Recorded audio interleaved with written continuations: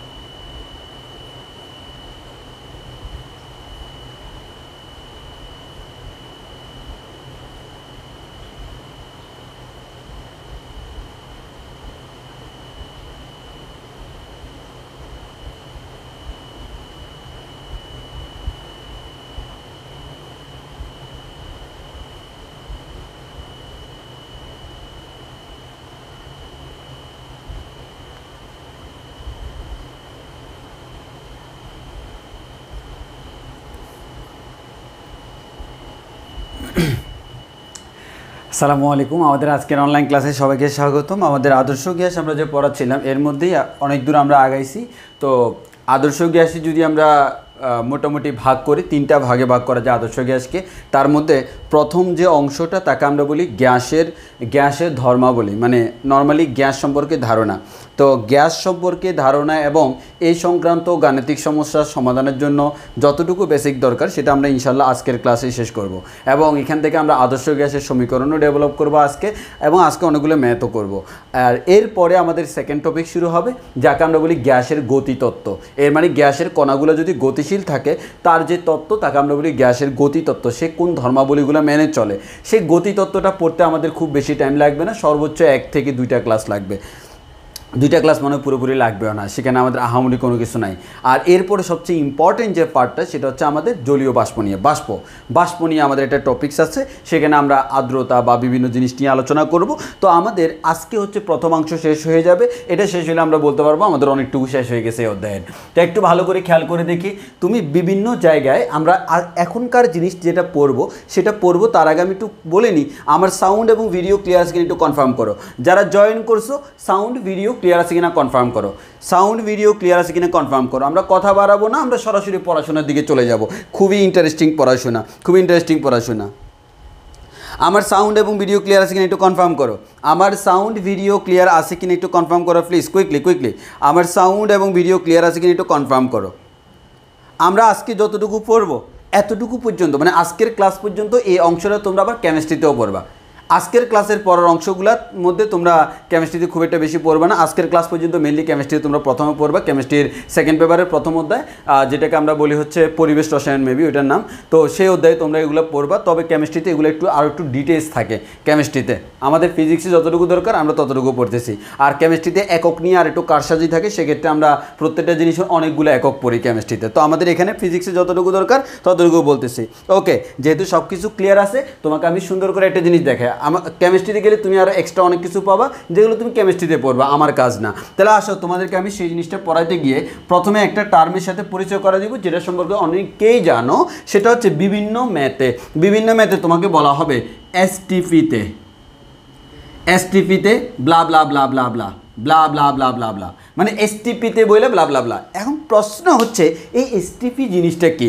আমরা যদি মিনিং দেখি এসটিপি, এটার মিনিং হচ্ছে S for standard, T for temperature and P for pressure. ইংলিশে আসে না, বাংলায়ও আসতে পারে। তাহলে এটাকে যদি বাংলায় কনভার্ট করি, এসটিপি মিনস স্ট্যান্ডার্ড মানে হচ্ছে প্রমাণ, টেম্পারেচার মিনস হচ্ছে তাপমাত্রা, অ্যান্ড মানে হচ্ছে এবং বা ও, প্রেশার মানে হচ্ছে চাপ, প্রমাণ, তাপমাত্রা ও চাপ। তাহলে আমাদের ম্যাথ করার সময় তুমি বিভিন্ন ম্যাথ করার সময় তোমাকে সরাসরি বলে দিবে এসটিপিতে ব্লা ব্লা ব্লা দেওয়া আছে। এই এসটিপিতে বলা মানেই হচ্ছে তোমাকে কয়েকটা ইনফরমেশন দিয়ে দিছে, সেটা তোমাকে জানতে হবে। তাহলে এসটিপি কথাটার মিনিং কি? স্ট্যান্ডার্ড টেম্পারেচার অ্যান্ড প্রেশার, মানে প্রমাণ, তাপমাত্রা ও চাপ। এই কথাটার মধ্যে দুইটা জিনিস নিহিত আছে। তাহলে এসটিপির মধ্যে দুইটা জিনিস নিহিত আছে, একটা হচ্ছে প্রমাণ তাপমাত্রা, আর আরেকটা জিনিস হচ্ছে প্রমাণ চাপ। এই তাপমাত্রাটা আমরা নর্মালি টি নট দ্বারা প্রকাশ করি, প্রমাণ তাপমাত্রা, প্রমাণ চাপ আমরা পি নট দ্বারা প্রকাশ করতেছি। এখন এই প্রমাণ তাপমাত্রা এবং প্রমাণ চাপ কত তোমরা অনেকেই জানো, তাও আমাদের পড়াশোনার জন্য আমাদের বলতে হচ্ছে, যদি কেউ কারো মিসকনসেপশন থাকে, যদিও 9-10 থেকে এটা জানার কথা। তাহলে প্রমাণ তাপমাত্রা ও চাপ, যেটা এই প্রমাণ তাপমাত্রা এবং চাপ দুইটা আমাকে জানতে হবে। তাহলে পরীক্ষায় কোথাও বলে দিল, কোনো একটা ম্যাথে, যে কোনো ম্যাথে বলে দিল এসটিপিতে, এর মানে ওই অবস্থায় তাপমাত্রা ছিল প্রমাণ তাপমাত্রার সমান, চাপ ছিল প্রমাণ চাপের সমান। তাহলে এসটিপি যদি বলে, তাহলে আমরা এসটিপি মানে হচ্ছে প্রমাণ তাপমাত্রা ও চাপ, স্ট্যান্ডার্ড টেম্পারেচার অ্যান্ড প্রেশার। এর মানে এসটিপি বললে তুমি তাপমাত্রা যেটা ধরবে সেটা হচ্ছে প্রমাণ তাপমাত্রা, এসটিপি বললে তুমি যেটা ধরবা, তুমি যে চাপটা ধরবে সেটা হচ্ছে প্রমাণ চাপ। তাহলে তোমাকে বুঝতে হবে প্রমাণ তাপমাত্রাটা কত, প্রমাণ চাপটা কত, এবং আমরা এর আগে বুঝবো প্রমাণ তাপমাত্রা বলতে কী মিন করে, প্রমাণ চাপ বলতে কী মিন করে। সেটা বের করার পর আমরা তোমাদেরকে এরপর আমরা ডাইরেক্ট মুখস্থ করে ফেলবো মানগুলা পরীক্ষার জন্য। এবার আসো প্রথমত আসি প্রমাণ তাপমাত্রা কি। ভাই প্রমাণ তাপমাত্রা বলতে আমরা যেটা বুঝি সেটা হচ্ছে কোনো একটা বরফ তুমি নিলা, এই বরফটা যদি তুমি হাতে রাখো বরফটা আস্তে আস্তে গলবে না?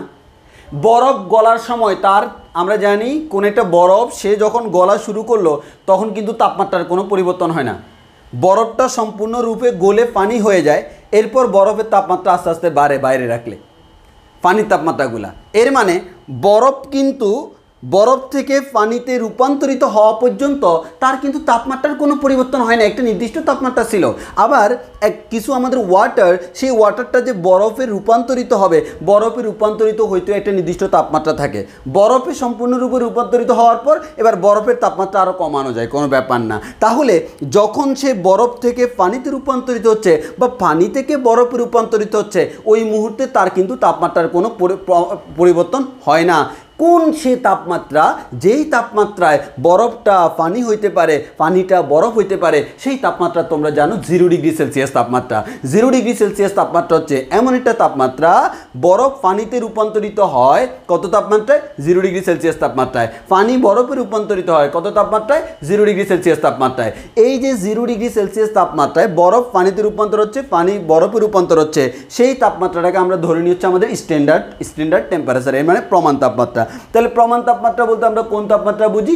যেই তাপমাত্রায় বরফ গলে পানি হয় বা পানি জমে বরফ হয়, সেই তাপমাত্রাকে বলি প্রমাণ তাপমাত্রা। তাহলে আমরা সুন্দর করে বলে দিব, এই যে ডেফিনিশন দেখো, পরীক্ষার জ্ঞানমূলক অনুধাবনের জন্য ডেফিনিশন লাগবে। যে তাপমাত্রায় প্রমাণ চাপে, হ্যাঁ দেখো তুমি যখন প্রমাণ তাপমাত্রা পড়তেছো তখন কিন্তু প্রমাণ চাপ লাগে। প্রমাণ চাপে বরফ গলে পানি হয় বা পানি জমে বরফ হয়, সেই তাপমাত্রাকে প্রমাণ তাপমাত্রা বলে। এখন তুমি বলতে পারো ভাই এখানে প্রমাণ চাপের কথা কেন বলছে? কারণ তুমি যদি প্রেশার চেঞ্জ করে দাও তখন কিন্তু আমাদের ঘটনা অন্য কিছু হইতে পারে, সেগুলো নিয়ে আমরা আলোচনা করব না। তাহলে আমার কথা হচ্ছে বরফ গলে পানি হয়, পানি জমে বরফ হয়, সেই তাপমাত্রাকে বলি প্রমাণ তাপমাত্রা। তাহলে সেই প্রমাণ তাপমাত্রাটা কত? 0 ডিগ্রি সেলসিয়াস। আর 0 ডিগ্রি সেলসিয়াস বলার যে কথা 273.15 কেলভিন বলাও সেম কথা। আমরা যদি একেবারে যে কি বলে দশমিক ইউজ করতে না চাই তখন আমরা 273 কেলভিন বলতে পারি, কিন্তু এটা হচ্ছে প্রকৃত ডেটা হচ্ছে 273.15 কেলভিন। এবার আসো আমাদের প্রমাণ চাপ পড়াবো, তার আগে বলো আমরা একটু বুঝছি কিনা আমাকে একটু কমেন্টে কনফার্ম করো। প্রমাণ তাপমাত্রাটা আমরা বুঝছি কিনা কমেন্টে একটু কনফার্ম করি প্লিজ। আমরা প্রমাণ তাপমাত্রা নামক জিনিসটা বুঝছি কিনা কমেন্টে একটু কনফার্ম করি। প্রমাণ তাপমাত্রা নামক ব্যাপারটা আমাদের ক্লিয়ার কিনা আমরা কমেন্টে একটু কনফার্ম করি।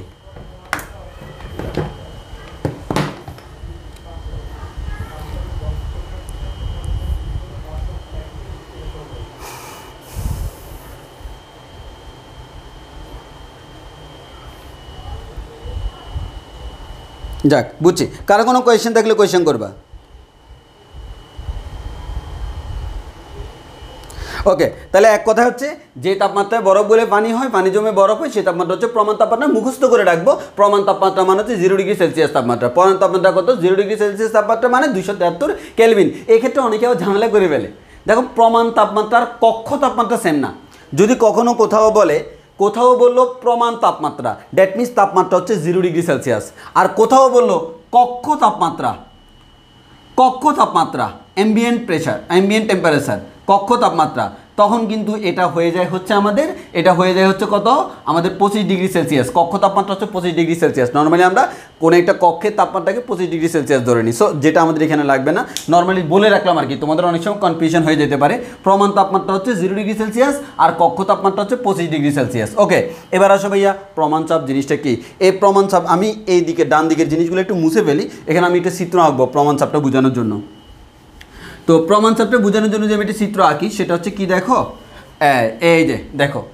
তো আমি তোমাকে বলি প্রথম কথা, আমি মনে করো কোন একটা পাত্র নিলাম,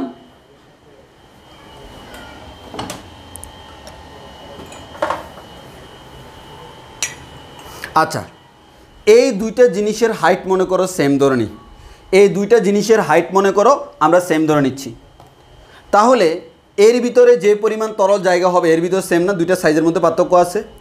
এখন আমার প্রশ্ন হচ্ছে দুইটার হাইট মনে করো লম্বালম্বিভাবে, যদিও দুইটার হাইট সেম না, তা আমি ধরে নিচ্ছি লম্বালম্বিভাবে দুইটার হাইট এক্স্যাক্টলি সেম ধরে নিচ্ছি।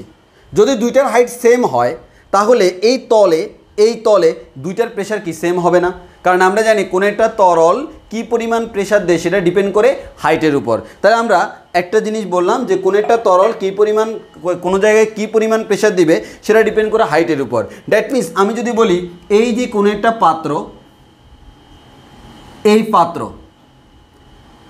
পাত্রটা, আর আমি যদি বলি ভাইয়া এরকম একটা পাত্র, এই পাত্রটা দুইটা পাত্রের হাইট সেম, দুইটা পাত্রের ভিতরে তরল পদার্থও সেম। কারণ আমরা জানি এর প্রেশারটা ডিপেন্ড করে P equals to H rho G, তিনটা জিনিসের উপর। এক নাম্বার হচ্ছে হাইটের উপর। হাইট মিন্স কি, তার যে উচ্চতাটা, অর্থাৎ তুমি যদি চিন্তা করো এই যে এই পাত্রের মধ্যে কিছু নির্দিষ্ট তরল পদার্থ আছে, তাহলে এখানে একটা প্রেশার থাকবে, এখানে যে তরল পদার্থ এখানেও সেম তরল পদার্থ। তরল পদার্থ ভিন্ন হলে হবে না, কারণ এটা ঘনত্বের উপর ডিপেন্ড করে। তরল পদার্থ যদি সেম হয় ঘনত্বও সেম, তাহলে ঘনত্ব সেম। তারপর হচ্ছে হাইট যদি সেম হয়, এটার হাইট আর এটার হাইট সেম হলে এখানে প্রেশারের মানও সেম।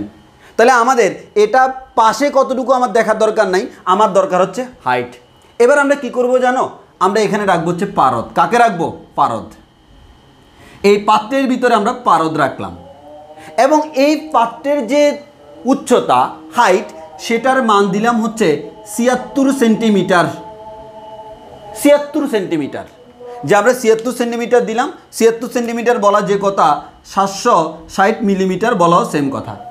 ঠিক সেম, এটাও আমার ৭৬ সেন্টিমিটার বা ৭৬০ মিলিমিটার। এরকম একটা পাত্র আমি নিলাম। আচ্ছা, আজানটা শেষ হয়ে যাক, তারপর আমরা পড়ি। আজানটা শেষ হয়ে যাক। হ্যাঁ, এর মধ্যে কারো কোনো কোয়েশ্চেন আছে কিনা বলো।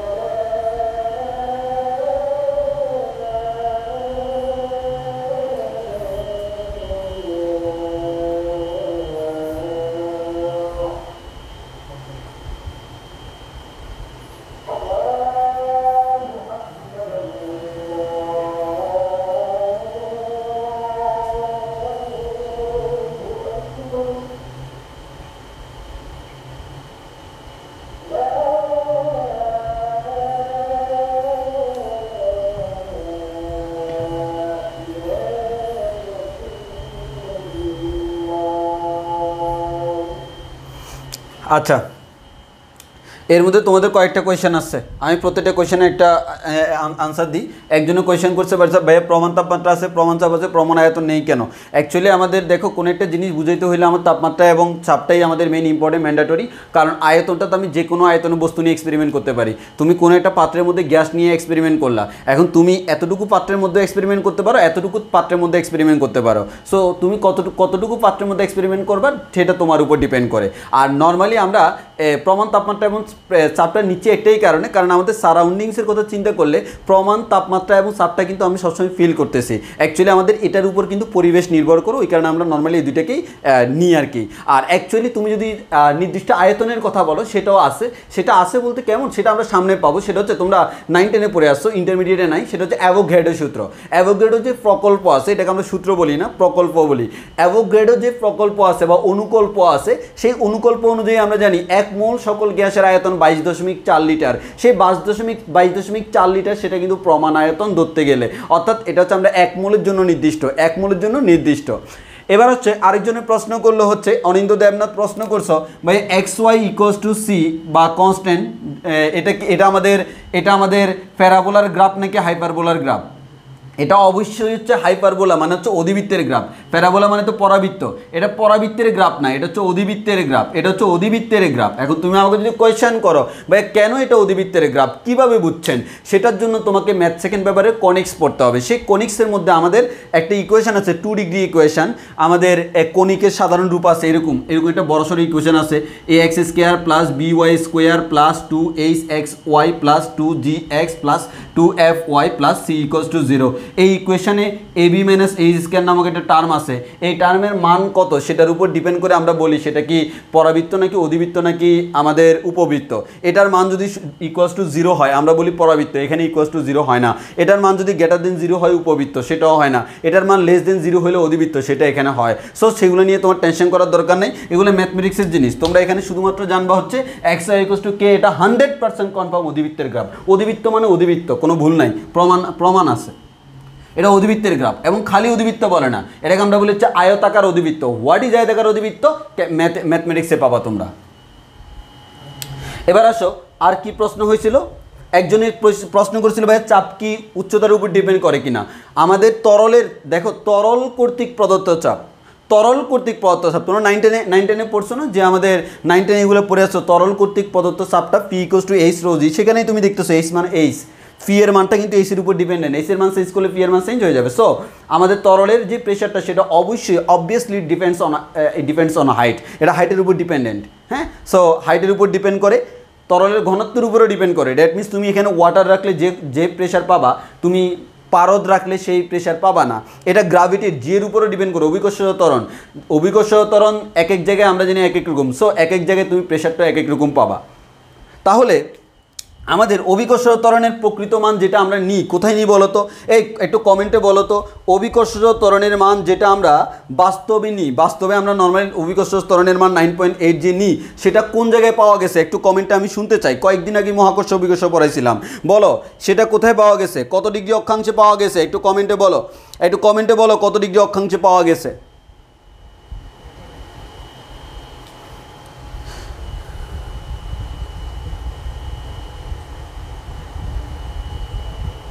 এখানে আমরা তরলের চাপ নিয়ে আলোচনা করতেছি, অন্য কারো না। তরল, কারণ আমরা এখানে পারদ রাখছি, সেই পারদের জন্য বের করতেছি। 45 ডিগ্রি অক্ষাংশ, এক্স্যাক্টলি 45 ডিগ্রি অক্ষাংশে আমরা জি এর মানটা পারফেক্ট ধরে নিই, মানে আমরা অ্যাভারেজ মান ধরে নিই। সেই 45 ডিগ্রি অক্ষাংশে আমরা এখানে কাউন্ট করব। সো এখন হচ্ছে প্রমাণ চাপ জিনিসটা ডিপেন্ড করার জন্য বিজ্ঞানীরা যে কাজটা করছে, বিজ্ঞানীরা বললো এখন তুমি যদি আমার বাসায় বসে একটা প্রেশার বের করো, আবার যদি ঢাকায় বসে আরেকটা প্রেশার বের করো, ইন্ডিয়াতে বসে আরেকটা প্রেশার বের করো, তোমার ইচ্ছে হলো তুমি উগান্ডায় যাই আরেকটা প্রেশার বের করবা, তোমার ইচ্ছে হলো তুমি চিলিতে যাই আরেকটা প্রেশার বের করবা, এক এক জায়গায় তুমি এক এক রকম পাবা, কারণ সব জায়গায় অভিকর্ষজ ত্বরণের মান সেম না। তাহলে আমাদের একটা, যেহেতু আমি প্রমাণ চাপের কথা বলতেছি, মানে এটা নির্দিষ্ট মান দিতে হবে। সেক্ষেত্রে বিজ্ঞানীরা বললো আমরা কাউন্ট করবো হচ্ছে 45 ডিগ্রি অক্ষাংশ, এবং 45 ডিগ্রি অক্ষাংশের কথা যদি তুমি চিন্তা করে দেখো, 45 ডিগ্রি অক্ষাংশ যদি তুমি চিন্তা করে দেখো, সেখানে তুমি সমুদ্র পাবা। 45 ডিগ্রি অক্ষাংশ যদি তুমি চিন্তা করে দেখো, 45 ডিগ্রি অক্ষাংশে দেখা যাবে তোমার ম্যাক্সিমাম সমুদ্র আছে। তোমরা যে আমার এখানে অলরেডি আছে যে কি বলে এটাকে কি বলে, মানচিত্র বলে না, মানচিত্র অলরেডি আমার এখানে আছে। বাট কথা হচ্ছে তোমাদেরকে ওইভাবে ঘুরে দেখানো সম্ভব না। বাট কথা হচ্ছে তুমি এই যে সিম্পলি আমরা যদি দেখাই,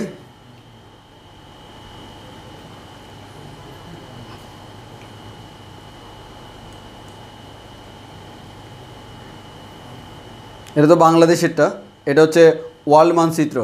তো বিশ্ব মানচিত্র যেটা তুমি দেখতেছো এখানে, এই যে এখানে মানচিত্রের মধ্যে এরকম লেখা থাকে, অক্ষাংশ লেখা থাকে যে 45 ডিগ্রি অক্ষাংশ যেটা, এই অক্ষাংশ বরাবর এখানে এই যে সবগুলা মানে ম্যাক্সিমাম হচ্ছে তোমার সমুদ্রগুলা এই 45 ডিগ্রি অক্ষাংশ যেটা আছে এই অক্ষাংশের উপর পড়ে। ওই কারণে আমরা বলি, অনেকেই বলে ভাইয়া 45 ডিগ্রি অক্ষাংশ সমুদ্রপৃষ্ঠ কেন বলা হয়। অ্যাকচুয়ালি তুমি 45 ডিগ্রি অক্ষাংশে যদি যাও, এখানে একটা লাইন টানা আছে, সেই লাইন বরাবর তুমি গেলে পুরো ওয়ার্ল্ডের দেখো এক প্রান্ত থেকে আমি আরেক প্রান্তে চলে গেলাম। এটা তো প্লেন মানচিত্র, এটা তো অ্যাকচুয়ালি গ্লোবেরটা, গ্লোবটার মধ্যে যা যা আছে তাকে আমাদের এখানে আনা হয়েছে। তাহলে তুমি দেখবে এখানে এমন না যে সব সমুদ্র, মানে ম্যাক্সিমাম এখানে আমার কি সমুদ্র। তো ওই জন্য বলা হয় 45 ডিগ্রি অক্ষাংশে সমুদ্রপৃষ্ঠে বলা হয় আর কি, এই কারণে। আশা করি তোমরা বুঝতে পারছো।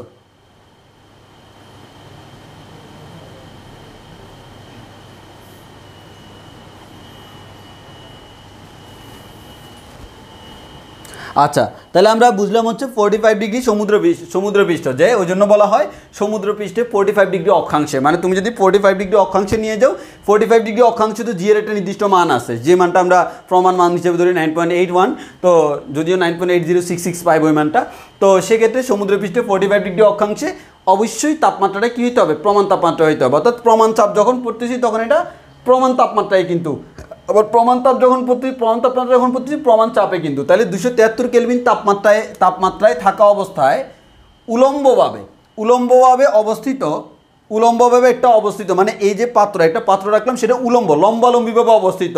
এই পাত্রের মধ্যে আমরা 76 সেন্টিমিটার দৈর্ঘ্যের পারদ রাখলাম, মানে হচ্ছে এটা হচ্ছে 76 সেন্টিমিটার দৈর্ঘ্যের, এখানে আমরা পারদ রাখলাম। ভিতরে কি আছে, পারদ। পাত্রটা মোটা না চিকন এটা কোনো ফ্যাক্ট না, কারণ মোটা চিকনের উপর ডিপেন্ড করে না, ডিপেন্ড করে হচ্ছে উচ্চতার উপর। সেই উচ্চতাটা হচ্ছে 76 সেন্টিমিটার বলা যে কথা, 760 মিলিমিটার বলা সেম কথা। ওই কারণে বলা হয় 760 মিলিমিটার বা 76 সেন্টিমিটার উচ্চতা বিশিষ্ট শুষ্ক ও বিশুদ্ধ পারদ স্তম্ভ। কারণ পারদগুলো যদি অবিশুদ্ধ হয় তাহলে তো তোমার মানটা ভিন্ন আসবে। শুষ্ক এবং বিশুদ্ধ পারদ স্তম্ভ যে চাপ দেয় তাকে আমরা বলি প্রমাণ চাপ। তাইলে আমরা এই পাত্রে যে প্রেশার পাবো এই পাত্র সেম প্রেশার পাবো, সিম্পল। কারণ সাইডের উপর ডিপেন্ড করে না, হাইটের উপর ডিপেন্ড করে। এখন যদি আমি চিন্তা করে দেখি, তাহলে আমরা জানি প্রেশারের ফর্মুলা P = H ρg। প্রমাণ চাপ বের করবো P নট। এইচের মান হচ্ছে 76 সেন্টিমিটার, তাকে মিটারে নিব, মিটারে নিলে 0.76 SI একক। এরপর হচ্ছে রো মান হচ্ছে ঘনত্ব। কার ঘনত্ব? তরলের ঘনত্ব। এখানে তরলের নাম কি? পারদের ঘনত্ব কত? 13,596। এটা মুখস্থ করে রাখবা, 13,596। অনেকে এটা যেহেতু 13,600 কাছাকাছি, অনেকে অনেক সময় সুবিধার জন্য এটাকে 13,600 বলে, কিন্তু নর্মালি প্রকৃত মান হচ্ছে 13,596। এটা হচ্ছে পারদের ঘনত্ব। তাহলে পারদের ঘনত্ব অনেক সময় এমসিকিউতে আসতে পারে। পারদের ঘনত্ব কত?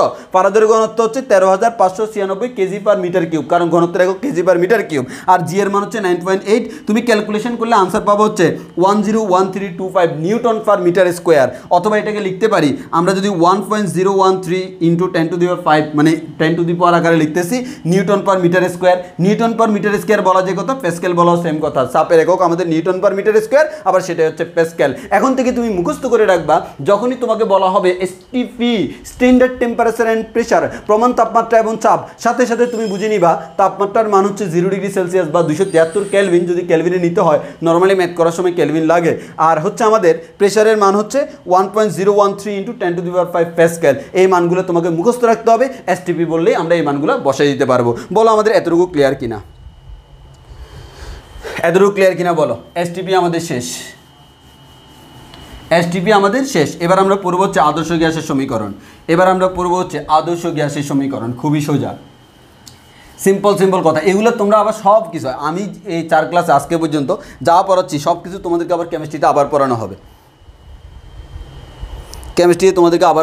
তোমরা কেমিস্ট্রি পড়ানোর সময় কেমিস্ট্রিতে তোমাদেরকে এগুলো আবার পড়ানো হবে। সেখানে আরেকবার রিভাইজও হয়ে যাবে, প্লাস হচ্ছে কেমিস্ট্রিতে কিছু জিনিস আরেকটু বেশি করে ডিসকাস করা আছে। সো যেখানে যেরকম ডিসকাশন তুমি সেখানে সেরকমভাবে পড়বা।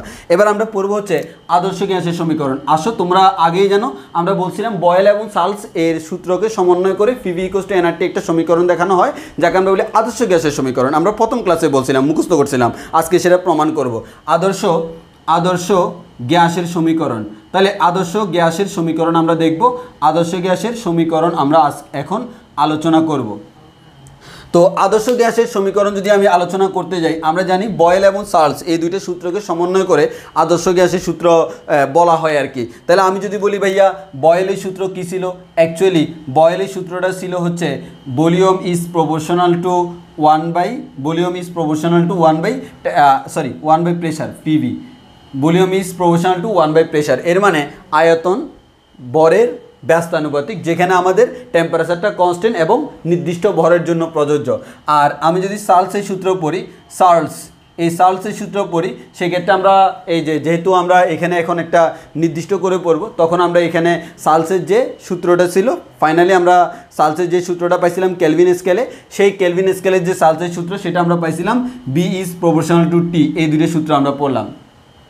তাহলে এই সূত্র যখন পড়তেছি সিম্পল কথা, এই সূত্র যখন পড়তেছি তখন টি এবং এম কনস্ট্যান্ট, আবার এই সূত্র যখন পড়তেছি তখন হচ্ছে ফি এবং এম কনস্ট্যান্ট। এই দুইটাকে একসাথে করে দিলে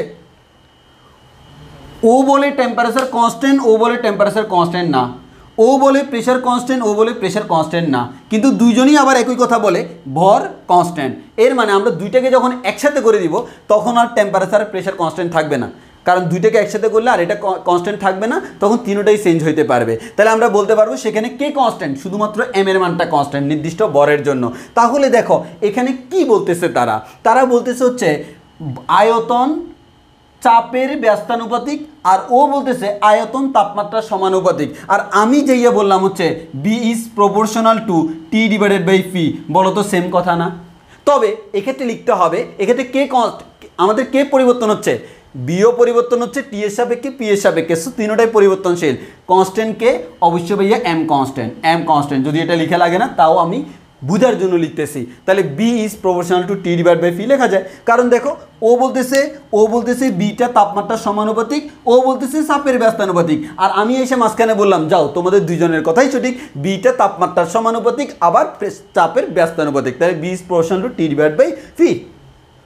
এবার আসো, তাহলে আমি এখান থেকে বলতে পারি কি ভাই, এখান থেকে খুব ইজিলি বলা যায় ভাই বি ইকুয়ালস টু একটা কনস্ট্যান্ট কে ইন্টু টি ডিভাইডেড বাই ফি। তো আমরা এখানে একটু সুন্দর করে লিখতে পারি, বজ্র গুণন করলে ফিটা এদিকে যাবে, আমরা লিখতে পারি হচ্ছে ফি ভি ইকুয়ালস টু হচ্ছে কে টি, ফি ভি ইকুয়ালস টু আমরা বলতে পারতেছি কে টি। তাহলে একটু ভালো করে খেয়াল করে দেখো, আমরা এখানে বলতেছি ভাইয়া ফি ভি ইকুয়ালস টু হচ্ছে কে টি। এই যে ফি ভি ইকুয়ালস টু কে টি বলতেছি, এখানে কেটা একটা কি, এই কেটা হচ্ছে একটা ধ্রুবক, কেটা হচ্ছে কি ধ্রুবক, কেটা হচ্ছে একটা ধ্রুবক। এখন আমি যদি বলি এই যে কেটা ধ্রুবক, এই কেটা হচ্ছে এক মৌল বলা যে কথা, 1 গ্রাম অণু বলাও সেম কথা, এটা আমরা অনেকে ভুল করি। 1 গ্রাম অণু বলা যে কথা, 1 মোল বলাও সেম কথা, সেটা তোমরা আমার থেকে বেশি জানো, কেমিস্ট্রি তোমরা পড়ো, আমি পড়ি না। তাহলে 1 মোল যে কথা, 1 গ্রাম অণুও সেম কথা, আমাদের 1 গ্রাম অণু সেম কথা। এখন তুমি 1 মোল বা 1 গ্রাম অণু, কারণ আমরা দেখো যে কোনো কিছু যদি আমি মোলের সাহায্যে প্রকাশ করি, আমরা 1 মোলটাকে কি প্রমাণ ধরি না, 1 মোলের সাপেক্ষে বিবেচনা করি। তাহলে 1 মোল যদি তুমি যে কোনো গ্যাস নাও, এই গ্যাসটা নিলে, হাইড্রোজেন গ্যাস নিলে 1 মোল, অক্সিজেন গ্যাস নিলে 1 মোল, নাইট্রোজেন গ্যাস নিলে 1 মোল, তাহলে যে কোনো গ্যাস, সকল গ্যাসের জন্য কে এর মানটা আমার সবসময় ধ্রুবক থাকে। মানে 1 মোলের কোনো যদি গ্যাস নাও, তুমি যেই গ্যাসই নাও না কেন, পরীক্ষা নিরীক্ষা করে দেখা গেছে এইখানকার কনস্ট্যান্টটা একটা কি থাকে, ধ্রুবক থাকে। তাহলে এই কনস্ট্যান্টটাকে স্পেশালি নাম দিতে হবে না? হ্যাঁ, আমরা নাম দিব। তাহলে আমরা 1 মোল বা 1 গ্রাম অণু সকল গ্যাসের জন্য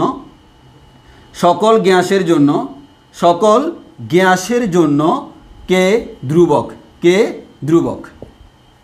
যেহেতু সকল গ্যাসের জন্য কে ধ্রুবক, ওই কারণে স্পেশালি কে আমার বলা হয় আর দ্বারা প্রকাশ করা হয়, মানে কে এর জায়গায় আর দেওয়া হয়, ধ্রুবকটাকে কি আর দ্বারা নামকরণ করা হয়।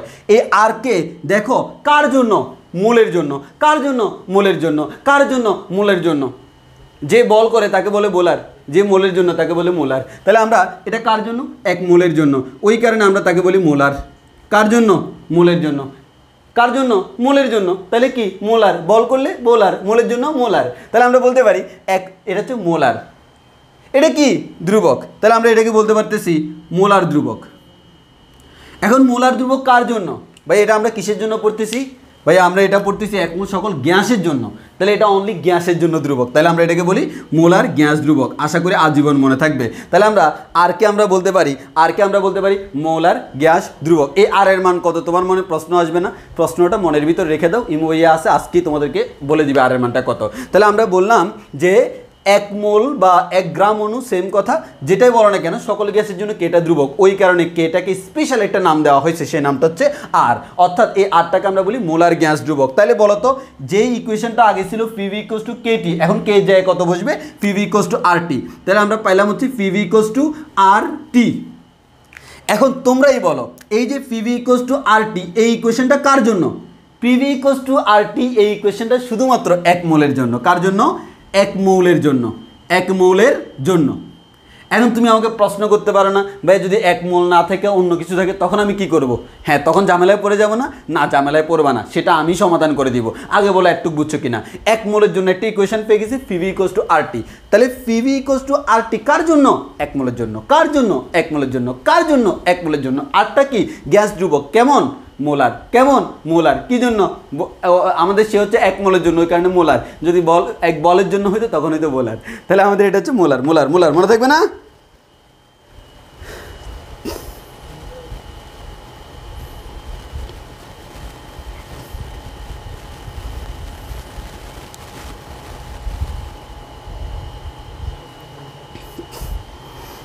বুঝছি কিনা? এতটুকু সবার ক্লিয়ার কিনা বলো? তাহলে আমরা PV = RT পাইছি, এতটুকু বুঝছি কিনা বলো? কুইক এতটুকু বুঝছি কিনা বলো? 1 মোলের জন্য পেয়ে গেছি।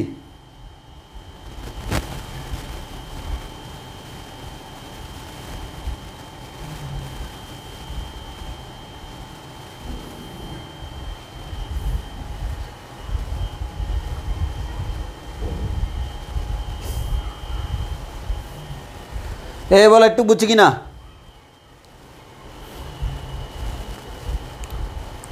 এতটুকু বুঝছি কিনা? কুইকলি বলো এতটুকু বুঝছি কিনা? একজন বললো ভাইয়া শুধু পারদ কেন, কোনো তরল দ্বারা? হ্যাঁ দেখো, এই যে একজনের ভালো একটা প্রশ্ন করলো ভাইয়া ওইখানে কেন শুধু পারদ ইউজ করছো, অন্য কেন কিছু ইউজ করে না কেন? আচ্ছা, এটাও তো হয়, শুধু 45 ডিগ্রি অক্ষাংশে কেন, 76 সেন্টিমিটার কেন?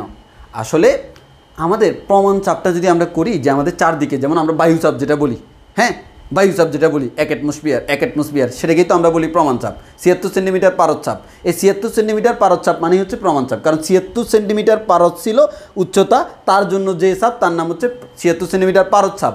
এই 76 সেন্টিমিটার পারদ চাপকে আমরা কি বলতেছি? প্রমাণ চাপ। আসলে আমাদের দেখা যাচ্ছে কি, আমরা তো মনে করো এটাকে বায়ুচাপ হিসেবে ধরে নিই, যে 1 অ্যাটমসফিয়ার বায়ুচাপ, বা যেটাকে আমরা 76 সেন্টিমিটার পারদ চাপ বলতেছি। এখন ঝামেলাটা হচ্ছে কোন জায়গায় তোমার বলি, এই বায়ুচাপটা তো সরাসরি মেজারমেন্ট করা সম্ভব না। তাহলে আমরা কি করছি? তার সমতুল্য একটা মেজারমেন্ট দিছি। এই সমতুল্য মেজারমেন্টটা তখনই হয় যখন আমরা পারদ ইউজ করি 76 সেন্টিমিটারের একটা পাত্র নিই। ওই পাত্র যে প্রেশারটা দেয় আসলে দেখা যায় আমাদের প্রমাণ চাপটা তেমনই হয়। ওই কারণে সেটা দিয়ে ডিপেন্ড করা ইজি বিদায় আমরা সেটা দিয়ে ডিপেন্ড করছি। কারণ আমার মেইন ফাইনালি আমার লাগতেছে প্রমাণ চাপের মানটা কত, এই মানটা আমি ওই প্রসেসে বের করছি। কারণ নর্মালি বায়ুচাপ মেজারমেন্ট করা আমার পক্ষে সম্ভব না, আমরা সেই প্রসেসে কম্পেয়ার করে বের করছি। বিজ্ঞানীরা বলছে এই প্রসেসে বের করলে সেম আনসার আসবে, ওই কারণে আমরা সেই প্রসেসে বের করতেছি। আচ্ছা, তাহলে আমরা PV = RT পেয়ে গেছি। তাহলে আদর্শ গ্যাসের সমীকরণ PV = RT পেয়েছি কার জন্য? 1 কেজির জন্য, 1 মোলের জন্য, 1 মোলের জন্য। এবার আসো, আমি যদি বলি আমার কাছে m ভরের গ্যাস আছে, তাহলে আমি যদি বলি m ভরের গ্যাসের জন্য কি হবে? m ভরের গ্যাসের জন্য সমীকরণ কেমন হবে? m ভরের গ্যাসের জন্য সমীকরণ কেমন হবে? তো আমি তোমাকে বলে রাখি, আচ্ছা m ভর মানে তার সে কত মৌল? m ভর মানে হচ্ছে n হচ্ছে m/m। এটা তোমরা জানো তো যে ভরকে বড় হাতের m মানে হচ্ছে আণবিক ভর, ভরকে আণবিক ভর দ্বারা ভাগ করলে আমরা পাচ্ছি মোল সংখ্যা সমান কি ভর ডিভাইডেড বাই আণবিক ভর। এই জানো তো এই জানো না জানো সবাই জানো। এন হচ্ছে মৌল সংখ্যা, ভরকে আণবিক ভর দ্বারা ভাগ করলে আমরা মৌল সংখ্যা পাই। তো আমার কথা হচ্ছে এম ভরের জন্য বের করা যে কথা, এন মৌলের জন্য বের করা সেম কথা। তো আমরা বের করি। এখন কাহিনী হচ্ছে কি জানো, এই পিভি ইকুয়ালস টু আরটি যে সমীকরণ, এটা কার জন্য ইউজ করতে পারবো? অনলি এক মৌল। এখন এক মৌলের জায়গায় যদি ভিন্ন মৌল হয়, আমি এক মৌলের জায়গায় যদি 5 মৌল নিই, সেক্ষেত্রে লিটারেলি চেঞ্জটা কোন জায়গায় হচ্ছে দেখো, আমাদের প্রেশারটা সেমই থাকবে, আর এর মান তো কনস্ট্যান্ট, টেম্পারেচার সেম একটা জায়গায়, কিন্তু আয়তনটা পরিবর্তন হয়ে যাবে। কারণ তুমি এম ভরের নিলে আয়তন যা হবে, এক মোলের জন্য আয়তন সেম না। তাই আমরা এটাও জানি এক মোল মানে হচ্ছে, এক মোল সমান হচ্ছে এম ভর। এটা জানো কি না? আমি কোন একটা গ্যাসের আণবিক ভর যত, সেই ভরের জন্য যদি নিই, সেটা কি এক মোল মিন করে না? সেটা এক মোল মিন করে না? তাহলে আমি এম ভরের আয়তন মানে হচ্ছে এক মোলের আয়তন। তাহলে আমি কি, আচ্ছা আমাকে বলো তো, আমি যদি তোমাকে এই কথাটা বলি, এম ভরের মানে হচ্ছে, এম মানে কিন্তু আণবিক ভর, এম ভরের গ্যাসের আয়তন, এম ভরের গ্যাসের আয়তন সমান এক মোল গ্যাসের আয়তন, এক মোল গ্যাসের আয়তন। কথাটা তুমি বিশ্বাস করো কি করো না? এম ভরের গ্যাসের আয়তন সমান এক মোল গ্যাসের আয়তন, কথাটা তুমি বিশ্বাস করো কি করো না? আমাকে বলো, এম ভরের গ্যাসের আয়তন, বড় হাতের এম মানে কিন্তু আণবিক ভর। কেমিস্ট্রি তোমরা আমার থেকে ভালো পারো, সেটা আমিও জানি।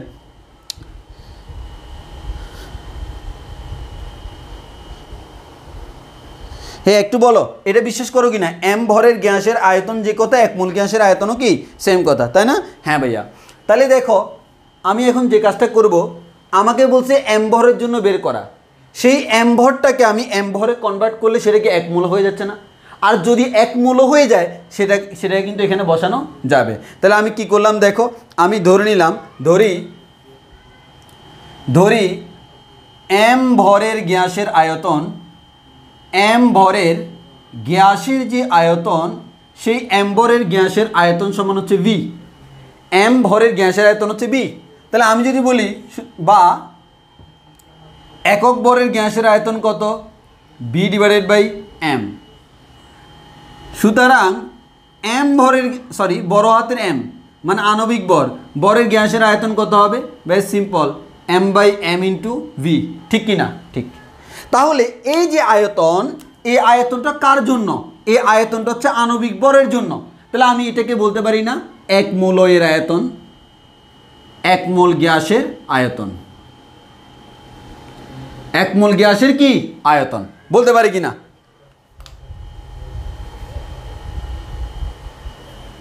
তাহলে এক মোল গ্যাসের আয়তন, তাহলে আমরা এখান থেকে সিম্পল এখন বলতে পারি ভাইয়া, সিম্পল, একটু আগেই তো আমরা পড়ছি এক মোল গ্যাসের আয়তন। তাহলে আমরা যে পিভি ইকুয়ালস টু আরটি পড়ি, পি মানে হচ্ছে প্রেসার, বি মানে হচ্ছে আয়তন। কার আয়তন? এক মোলের আয়তন। এক মোলের আয়তন বর্তমানে কত? বর্তমানে এক মোলের আয়তন হচ্ছে M by M into B equals to R T. তাহলে আমরা এখান থেকে এই এম বাই এমটাকে অপোজিটে নিয়ে যাব। তাহলে আমরা পেয়ে যাব কি? PV equals to M by M R T. আচ্ছা বলো তো, ভরকে ভর দ্বারা ভাগ করলে আমরা কি পাই? মৌল সংখ্যা পাই। তাহলে আমরা এখান থেকে পেয়ে গেছি PV equals to N R টি। এখানে এন হচ্ছে কি? মৌল সংখ্যা। এটাকে আমরা বলতেছি আদর্শ গ্যাসের সমীকরণ। এবার তোমাকে আরেকটা জিনিস শিখিয়ে দিই, এখন থেকে তুমি ঠাড়া মুখস্থ করে ফেলবা। টি এম ঠাড়া মুখস্থ। এন মৌলের জন্য সূত্র হচ্ছে PV equals to N R টি। এবার তোমাকে যদি বলা হয় এক মোলের জন্য, তাহলে আমরা নিশ্চয়ই বলতে পারবো পিভি ইকুয়ালস টু এন এর মান হচ্ছে 1 আর টি, এর মানে পিভি ইকুয়ালস টু আর টি। দেখো আগেরটা চলে আসছে কিনা? এর মানে এটা এমন একটা ইকুয়েশন, যে ইকুয়েশনের মধ্যে সব কিছু নিহিত আছে। এই ইকুয়েশনের একটা ঝামেলা ছিল, শুধু এক মোলের জন্য করা যায়। আর ইকুয়েশনটা 1 মোল হোক, 10 মোল হোক, 100 মোল হোক, 50 মোল হোক, যত মোল হোক, 420 মোল হোক, তুমি এটা দিয়ে করতে পারবা। তাহলে আমরা যেটা বলতে পারি, PV equals to N R টি আমাদের জন্য সবচেয়ে সুবিধাজনক। যদি কখনো এন এর মান দেওয়া না থাকে, তখন ভর এবং আণবিক ভর দেওয়া থাকবে, তখন তুমি এন এর মান বের করবা এম বাই এম দিয়ে। তোমাদের এখন এই সূত্রটা, এটা অ্যাজ এ ফর্মুলা তোমাকে মুখস্থ করে রাখতে হবে। PV equals to N R টি, এটা আমরা এখন মুখস্থ করে ফেলবো। কি করে ফেলবো ভাইয়া? মুখস্থ করে ফেলবো। কি কি মুখস্থ করব PV = nRT সূত্রটা, এটাকেই আমরা বলি হচ্ছে আদর্শ গ্যাসের সমীকরণ। ওই যে প্রথম ক্লাসে বলছিলাম আদর্শ গ্যাস PV = nRT সূত্র মেনে চলে, সেই সূত্রটা হচ্ছে এটা। এবং দেখলাম আদর্শ গ্যাস বয়েল এবং সালসের সূত্র মেনে চলে, সেই দুইটা সূত্রকে একসাথে করলে PV = nRT পাওয়া যায়। PV = nRT কিন্তু আমি বয়েল এবং সালসকে কম্বাইন করে পাইছি, অতএব আমরা বলতে পারি আমাদের PV = nRT যে সূত্রটা এটা হচ্ছে আদর্শ গ্যাসের সূত্র। এখন থেকে আমরা মাথায় রাখবো, সরি, আদর্শ গ্যাসের সমীকরণ, আদর্শ গ্যাসের সমীকরণ হচ্ছে PV = nRT। এখন থেকে মুখস্থ, আর কিচ্ছু লাগবে না, কিচ্ছু লাগবে না। আদর্শ গ্যাসের সূত্র হচ্ছে PV = nRT। এখানে P মানে প্রেসার, B মানে ভলিউম, N মানে হচ্ছে মৌল সংখ্যা, R মানে হচ্ছে মোলার গ্যাস ধ্রুবক, T মানে হচ্ছে টেম্পারেচার। শেষ শেষ শেষ। টেম্পারেচার অবশ্যই কেলভিন এককে। কি এককে? কেলভিন এককে। কি এককে? কেলভিন এককে। মানে এতক্ষণ পর্যন্ত যা পড়লা খালি এই লাইনটা মুখস্থ করলে ওইগুলো লাগতেছেও না।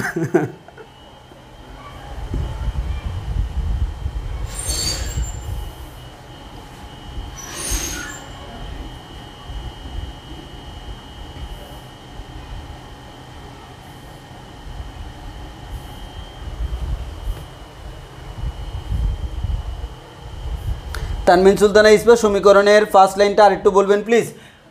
সমীকরণের ফার্স্ট লাইন কোনটা? এটা মানে এর আগে যে আমরা PV = RT পড়ছিলাম সেটা কার জন্য? শুধুমাত্র এক মোলের জন্য।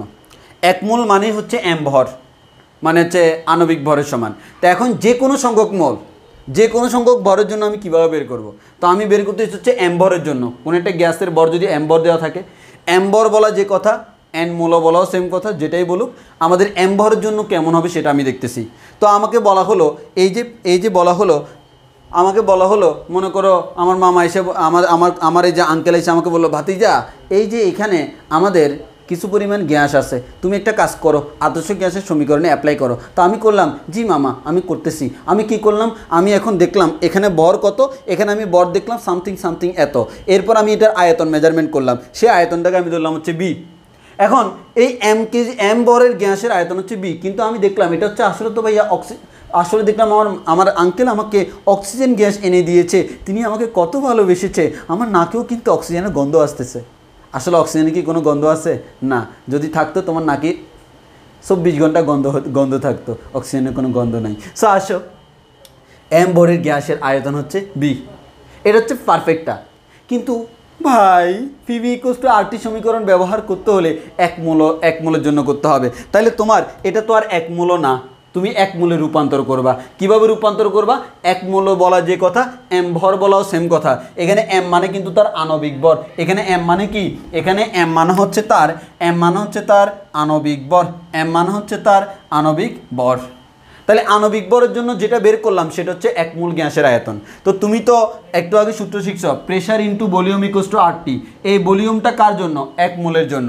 তো এখন বর্তমানে তো এক মোলের জন্য ভলিউমটা বি না, বর্তমানে এক মোলের জন্য ভলিউমটা হচ্ছে এত বি। তাহলে তুমি এখানে এত বি বসালে সেটা হচ্ছে এক মোলের জন্য। এখন এখান থেকে তুমি যদি ইউজুয়ালি লেখো PV = nRT, এখানে দেখো এই সূত্রে বিটা ছিল এক মোলের ভলিউম, বাট এই সূত্রে দেখো তো এই সূত্রটা পাওয়ার সময় যে বিটা ইউজ করেছি সেটা কিন্তু এক মোলের জন্য না, সেটা হচ্ছে যে গ্যাসটা আছে সেই গ্যাসের ভর, সেই গ্যাসের আয়তন। এর মানে বর্তমানে কত মৌল আছে? n মৌল। তাহলে এই আয়তনটা কার জন্য? এক মোলের জন্য না, এই সূত্রের বি মানে হচ্ছে n মৌলের আয়তন, n মোলের আয়তন, বা আমরা বলতে পারি m ভরের গ্যাসের আয়তন, m ভরের গ্যাসের আয়তন। সো তোমার এখন থেকে কোনো টেনশন নাই। সেটা হচ্ছে আমাকে বলেছে ভাতিজা, আমি বলি মাম্মা টেনশন নাই। তাহলে আমি দেখলাম এখানে হচ্ছে এত মৌল, আমি সিম্পল করে ওই মৌলের ভর কত, আয়তন কত, এত, সে আয়তনটাকে এখানে বসাই দিলাম, মৌলটাকে এখানে বসাই দিলাম, আর টি ফি, শেষ, কাজ হয়ে গেছে। তাহলে এখানে বি মানে কিন্তু আবার এক মোলের না, এই বি তুমি এখন থেকে মুখস্থ করবে, এটা তুমি এখন থেকে মুখস্থ করবে, এটা PV = nRT। পি মানে হচ্ছে প্রেসার, বি মানে হচ্ছে ভলিউম, যার ভলিউম বের করছো সেখানে কত মৌল আছে? n মৌল, n এর মান বসাবা, এক হলে এক, কোনো সমস্যা নাই, আর টি, শেষ।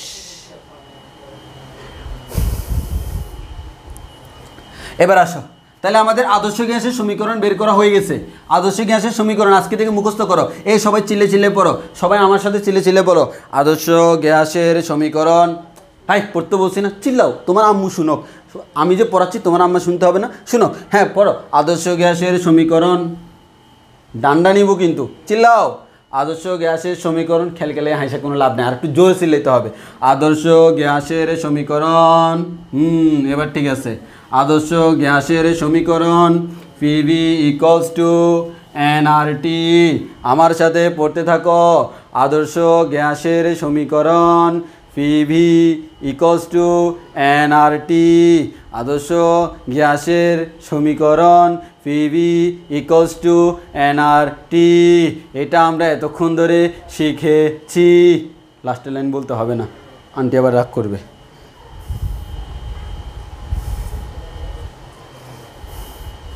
হ্যাঁ আচ্ছা, আসো এবার তাহলে আমাদের এতটুকু শেষ। এবার তাহলে আমরা অলরেডি শিখে ফেললাম ভাই আদর্শ গ্যাসের সমীকরণ কি, পিভি ইকুয়ালস টু এনআরটি। কত জাদুঘর, কত বাজিকর পোলাপাইন, দেখো পড়াচ্ছি, তোমারে বললাম আমার সাথে পড়ো না, তুমি বলছি পড়াও না, সেভাবে তাকাচ্ছে, কারে বলতেছে? আরে ভাই তুমি তো আমারে দেখতেছো নাকি, আমি তো তোমারই কইতেছি নাকি? না সে পড়বে না, থাঁতি মারলাম, এই পড়ো তুমি, তাও পড়তেছে না। কয়েকবার বলার পড়তেছে, বলার সাথে সাথে পড়তে হবে। হ্যাঁ বলার সাথে সাথে বলো, আমি বলো আদর্শ, তুমিও বলো আদর্শ, চিৎকার করে উঠতে হবে।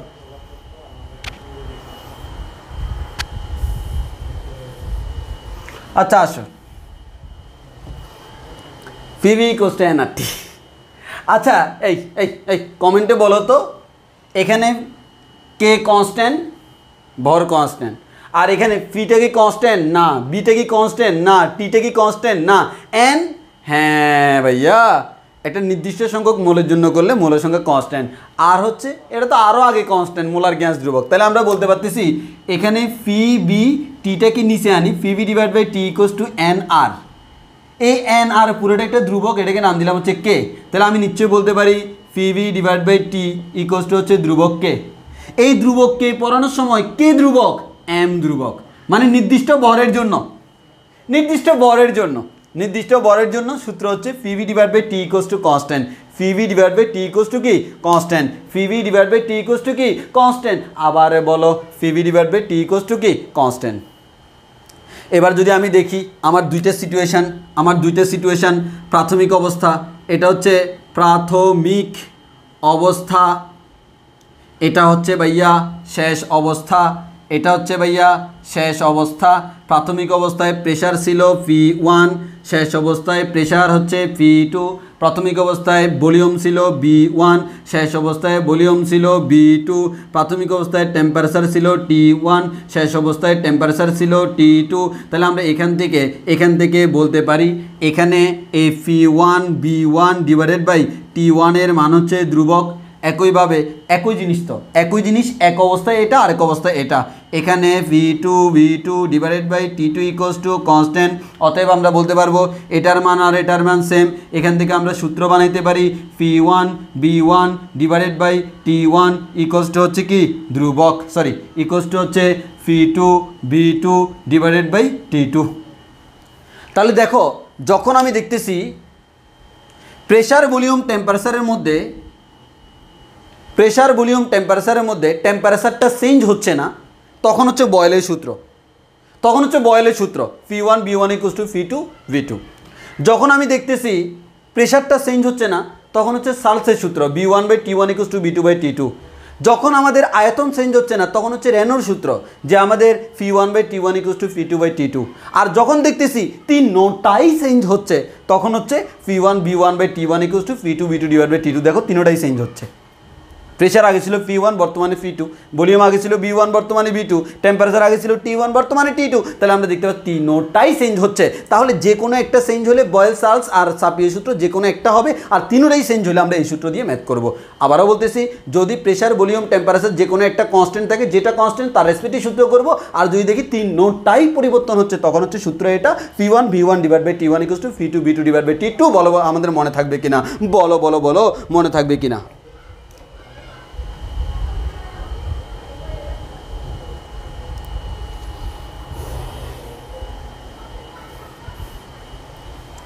বলো একটু বুঝছি কিনা, এতটুকু আমরা বুঝছি কিনা বলো। এবার হচ্ছে আমরা আর এর মান নির্ণয় করব। আর এর মান নির্ণয় করব।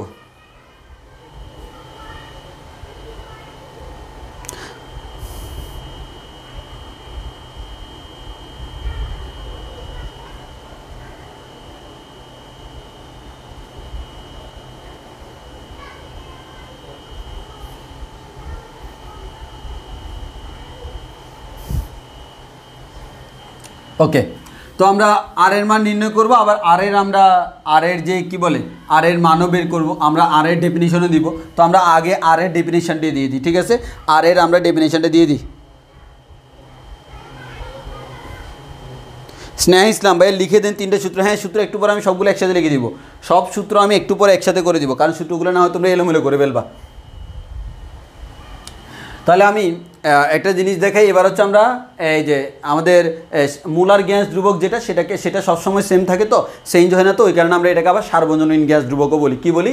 সার্বজনীন গ্যাস ধ্রুবকও বলি। তাহলে আমরা এখান থেকে বলতে পারি ভাইয়া সার্বজনীন গ্যাস ধ্রুবক। কি বলি? সার্বজনীন গ্যাস ধ্রুবক। সার্বজনীন গ্যাস ধ্রুবক।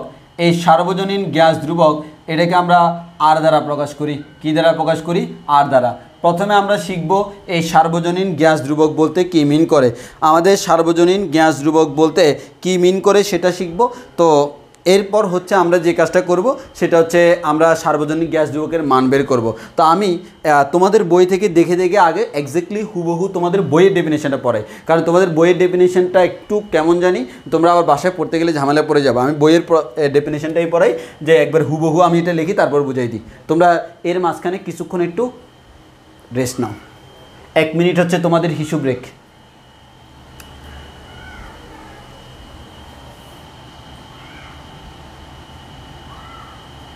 এক মোল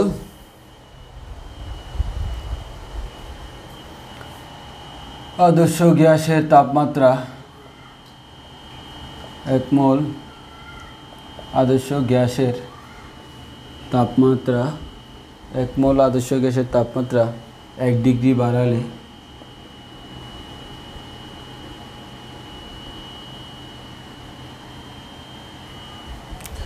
এক মোল আদর্শ গ্যাসের তাপমাত্রা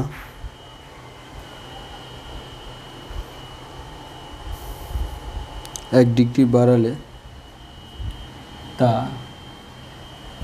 যে পরিমাণ কাজ সম্পন্ন করে তা যে পরিমাণ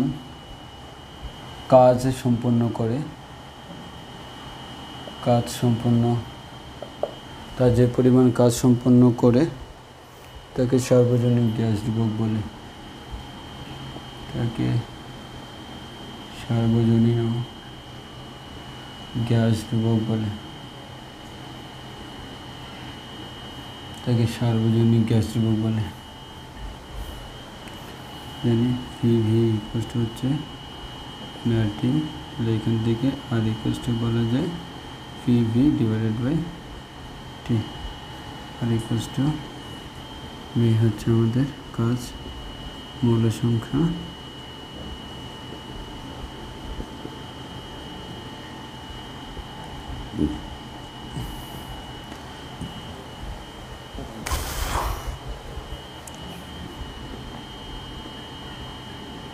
শক্তিও বলা যায়।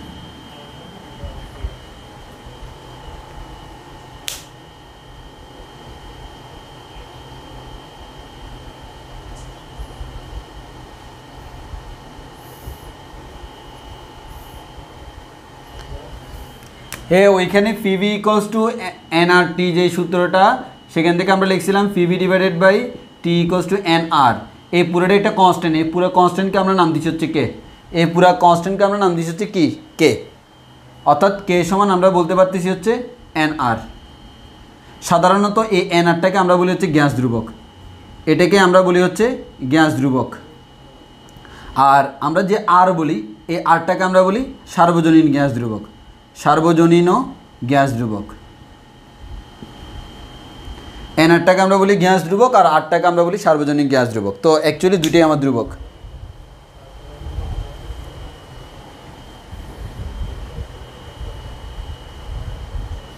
ওকে, তো আসো আমরা প্রথমে একটা জিনিস দেখি, যে এখানে একটা জিনিস আছে, প্রথমত তুমি দেখো পিভি ইকুয়ালস টু এনআরটি আমার একটা ইকুয়েশন আছে, এই PV equals two nRT equation থেকে আমি কার মান বের করবো, আর এর মান, মানে আরটাকে বের করবো ডিফাইন করার জন্য।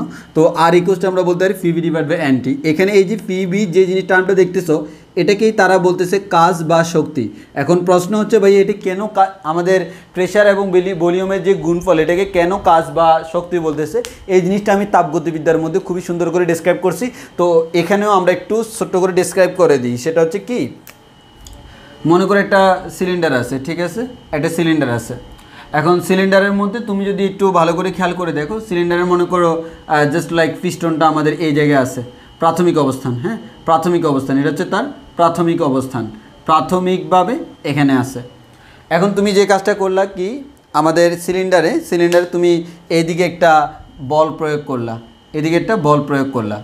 এই বল প্রয়োগ করার কারণে সিলিন্ডারের এই যে পিস্টনটা সেটা মনে করে এখানে উঠে গেল, সে এখানে উঠে গেল। তাহলে আমি একটা কথা বলতে পারি ভাইয়া, আমি যে বল প্রয়োগ করলাম এই বল প্রয়োগের কারণে বলের দিকে তার কতটুকু সরণ ঘটলো, মনে করো ভাইয়া এক্স পরিমাণ তার সরণ ঘটলো, এক্স পরিমাণ তার সরণ ঘটলো। তাহলে আমরা এখান থেকে যে জিনিসটা বলতে পারি ভাইয়া, এদিকে বল প্রয়োগ করলাম, বলের কারণে এক্স পরিমাণ সরণ ঘটলো। তাহলে আমি এখানে বলতে পারি ভাইয়া কৃত কাজ W equals to ball into বলের দিকে সরণ। এখন এখানে যে আমরা বল প্রয়োগ করি, এই বলটা তো অ্যাকচুয়ালি আমাদের ডাইরেক্ট সরাসরি বল প্রয়োগ করা হয় না, এই বলটা আসে হচ্ছে প্রেশার থেকে। তাহলে প্রেশারের সাথে বলের একটা রিলেশন তোমরা খুব ভালো করে জানো, তোমরা জানো pressure P equals to F divided by A, এর মানে একক ক্ষেত্রফলে প্রযুক্ত বলটাকে আমরা বলি হচ্ছে প্রেশার বা চাপ। তাহলে আমরা এখান থেকে বলতে পারি F equals to fee A, just like আমরা এখানে বলতে পারি এফের জায়গায় বসানো যায় ফি এ ইন্টু এক্স। তাহলে দেখো এ মানে কি, এ মানে হচ্ছে ক্ষেত্রফল, কার ক্ষেত্রফল, এই যে দেখো এখানে যে আমার পিস্টনটা আছে এটা কিন্তু আমরা এরকম, এই যে এটা হচ্ছে এরকম একটা পিস্টন, যে আমরা যদি বলি তোমাদের সুবিধার্থে যদি আমি বলি, এটা হচ্ছে এরকম একটা পিস্টন, এটা হচ্ছে এরকম একটা পিস্টন, এই জাস্ট এরকম একটা, এই যে এরকম একটা পিস্টন, এটা হচ্ছে এরকম একটা পিস্টন, আমরা বুঝার সুবিধার্থে যদি বলি এরকম একটা পিস্টন। এই পিস্টনের একটা পৃষ্ঠতলে ক্ষেত্রফল আছে তো এ, জি ভাইয়া আছে, তার উপরেই তো আমরা প্রেশার ক্রিয়েট করতেছি, জি ভাইয়া। তাহলে এই যে প্রেশার পি পরিমাণ পি প্রয়োগ করতেছি কত ক্ষেত্রফলের উপর, এই ক্ষেত্রফলের উপর। তাহলে এটা হচ্ছে ক্ষেত্রফল, এই যে সিলিন্ডার ক্ষেত্রফল, আর কতটুকু পরিমাণ আমাদের সরণ হলো এক্স পরিমাণ। ক্ষেত্রফলকে এই এক্স দ্বারা গুণ করলে তাহলে আমরা এই মাঝখান যেটা, এই মাঝখানে যতটুকু কৃতকাজের কারণে যতটুকু আমাদের আয়তনের পরিবর্তন হলো এই ভলিউমটা পেয়ে যাচ্ছি না, জি ভাইয়া। আমি কতটুকু পরিমাণ ভলিউম চেঞ্জ করলাম সেটা পেয়ে যাচ্ছি না, জি ভাইয়া পেয়ে যাচ্ছি। তাহলে আমরা এখান থেকে এ এক্স যেটা সেটাকে আমরা বলতে পারি ভলিউম ফি ইন্টু ভি। তাহলে আমরা দেখতেছি কৃতকাজ সমান হচ্ছে ফি ভি, অর্থাৎ ফি ভিকে আমরা চাইলে কৃতকাজ বলতে পারি। তাহলে আমি আবারও বলতেছি সিম্পল, যদিও তাপগতিবিদ্যার মধ্যে এগুলো আমি খুব ভালোভাবে ডিসক্রাইব করছি, এখানে আসলে এটা এখানকার জিনিস না ওইখানকার জিনিস। তো আমি যে সিম্পলি তোমাকে বলতে চাচ্ছি যে আমার এখানে এরকম একটা পিস্টন আছে, পিস্টনের উপর এফ পরিমাণ বল প্রয়োগ করলাম, তার এক্স পরিমাণ সরণ হলো, বল ইন্টু বলের দিকে সরণ হচ্ছে কৃতকাজ। এখন এখানে আমি বলতে পারি হচ্ছে আমাদের এখানে যে সিলিন্ডারের পিস্টনের ক্ষেত্রফল হচ্ছে এ। তাহলে আমি যদি বলি আমাদের প্রেশার পি ইকুয়ালস টু আমরা জানি এফ বাই এ, আমার লাগবে বলের মান, তাহলে বলের মান হচ্ছে পি ইন্টু এ, সেটা আমরা এখানে বসাইলাম। আর এদিকে হচ্ছে এ মান হচ্ছে এই পৃষ্ঠতলের ক্ষেত্রফল, তাকে যদি আমি এই এক্স যে সরণ সেটা দ্বারা গুণ করি, তাহলে এই মাঝখানের যে অংশটা এটা কিন্তু একটা জাস্ট লাইক আমার এই গ্লাসটার মতো, জাস্ট লাইক মাই গ্লাস, এই যে এটার মতো, যে আমি মনে করো মাঝখানের পিস্টনটা সাপোজ ফর এক্সাম্পল প্রথমে মনে করো এখানে ছিল, এখান থেকে এখন উঠে আসলো, এর মধ্যে সে এতটুকু অঞ্চলের মধ্যে যে ভিতরে আয়তনটা, সে আয়তনের পরিবর্তনটা সেটা পেয়ে গেল। তাহলে আমরা এখান থেকে বলতে পারি পিভিটা এটা কি কনস্ট্যান্ট, এই পিভিটা হচ্ছে আমাদের কি কৃতকাজ। তাহলে এখন থেকে তোমাকে বুঝতে হবে ভাইয়া আমাদের এই পিভিটা কি মিন করতেছে, কৃতকাজ মিন করতেছে, মুখস্থ করে ফেলো। আমাদের পিভিটা কি মিন করতেছে, কৃতকাজ মিন করতেছে, পিভিটা কি মিন করতেছে, কৃতকাজ। তাহলে আমি এবার দেখো আর এর মানটা ডিপেন্ড করতেছি কীভাবে, দেখো এটা আমি একটু মুছে ফেলতেছি, তোমরা পরে আবার এই যে নোট করার সময় সুন্দর করে নোট করে নিও। দেখো এখানে হচ্ছে আমি যদি বলি যে আর এর মানটা কি, দেখো আমি যদি সামহাও এখানে একটা কাজ করি, এই যে আমি পাচ্ছি হচ্ছে R equals to P B divided by N T. এখানে এন এর মান যদি আমি 1 একক ধরি 1 মোল, টি এর মান যদি আমি 1 একক ধরি 1 কেলভিন মনে করো, তাহলে আমার এখান থেকে আর এর মান আমরা কত পাচ্ছি, নিচে 1 ইন্টু 1 মান হচ্ছে পিভি, এটাই হচ্ছে আমার কি কৃতকাজ না। তাহলে আমি বলতে পারি কি যখন আমার এক মূল গ্যাসের তাপমাত্রা আমি 1 কেলভিন বা 1 একক বাড়াচ্ছি, 1 ডিগ্রি বাড়াচ্ছি, 1 ডিগ্রি সেলসিয়াস বাড়ানো যে কথা 1 কেলভিন বাড়ানো সেম কথা। তাহলে আমাদের এক মূল গ্যাসের তাপমাত্রা যখন আমি 1 ডিগ্রি সেলসিয়াস বা 1 কেলভিন বাড়াচ্ছি, তখন সে যে পরিমাণ কাজ করতেছে সেই কাজটাই হচ্ছে আসলে আর এর মান। তাহলে আমরা বলতে পারি এক মৌল আদর্শ গ্যাসের তাপমাত্রা 1 ডিগ্রি বাড়ালে তা যে পরিমাণ কাজ সম্পন্ন করে তাকে সার্বজনীন গ্যাস ধ্রুবক বলে। এই ডেফিনেশনটা অনেকের বুঝতে কষ্ট হয়, তা আমি তো এই জিনিসটাকে আমরা কৃত কাজ W দ্বারা ডিফাইন করতেছি। তাহলে আমরা বলতে পারি যখন n এর মান 1 একক, t এর মান 1 একক, তখন সে যে পরিমাণ কাজ করতেছে সেই কৃত কাজটাই হচ্ছে সার্বজনীন গ্যাস ধ্রুবক আর এর মান নির্দেশ করে। তাহলে আর এর মান নির্দেশ করে, আর এর মান নির্দেশ করে। বলো আমরা বুঝছি কিনা?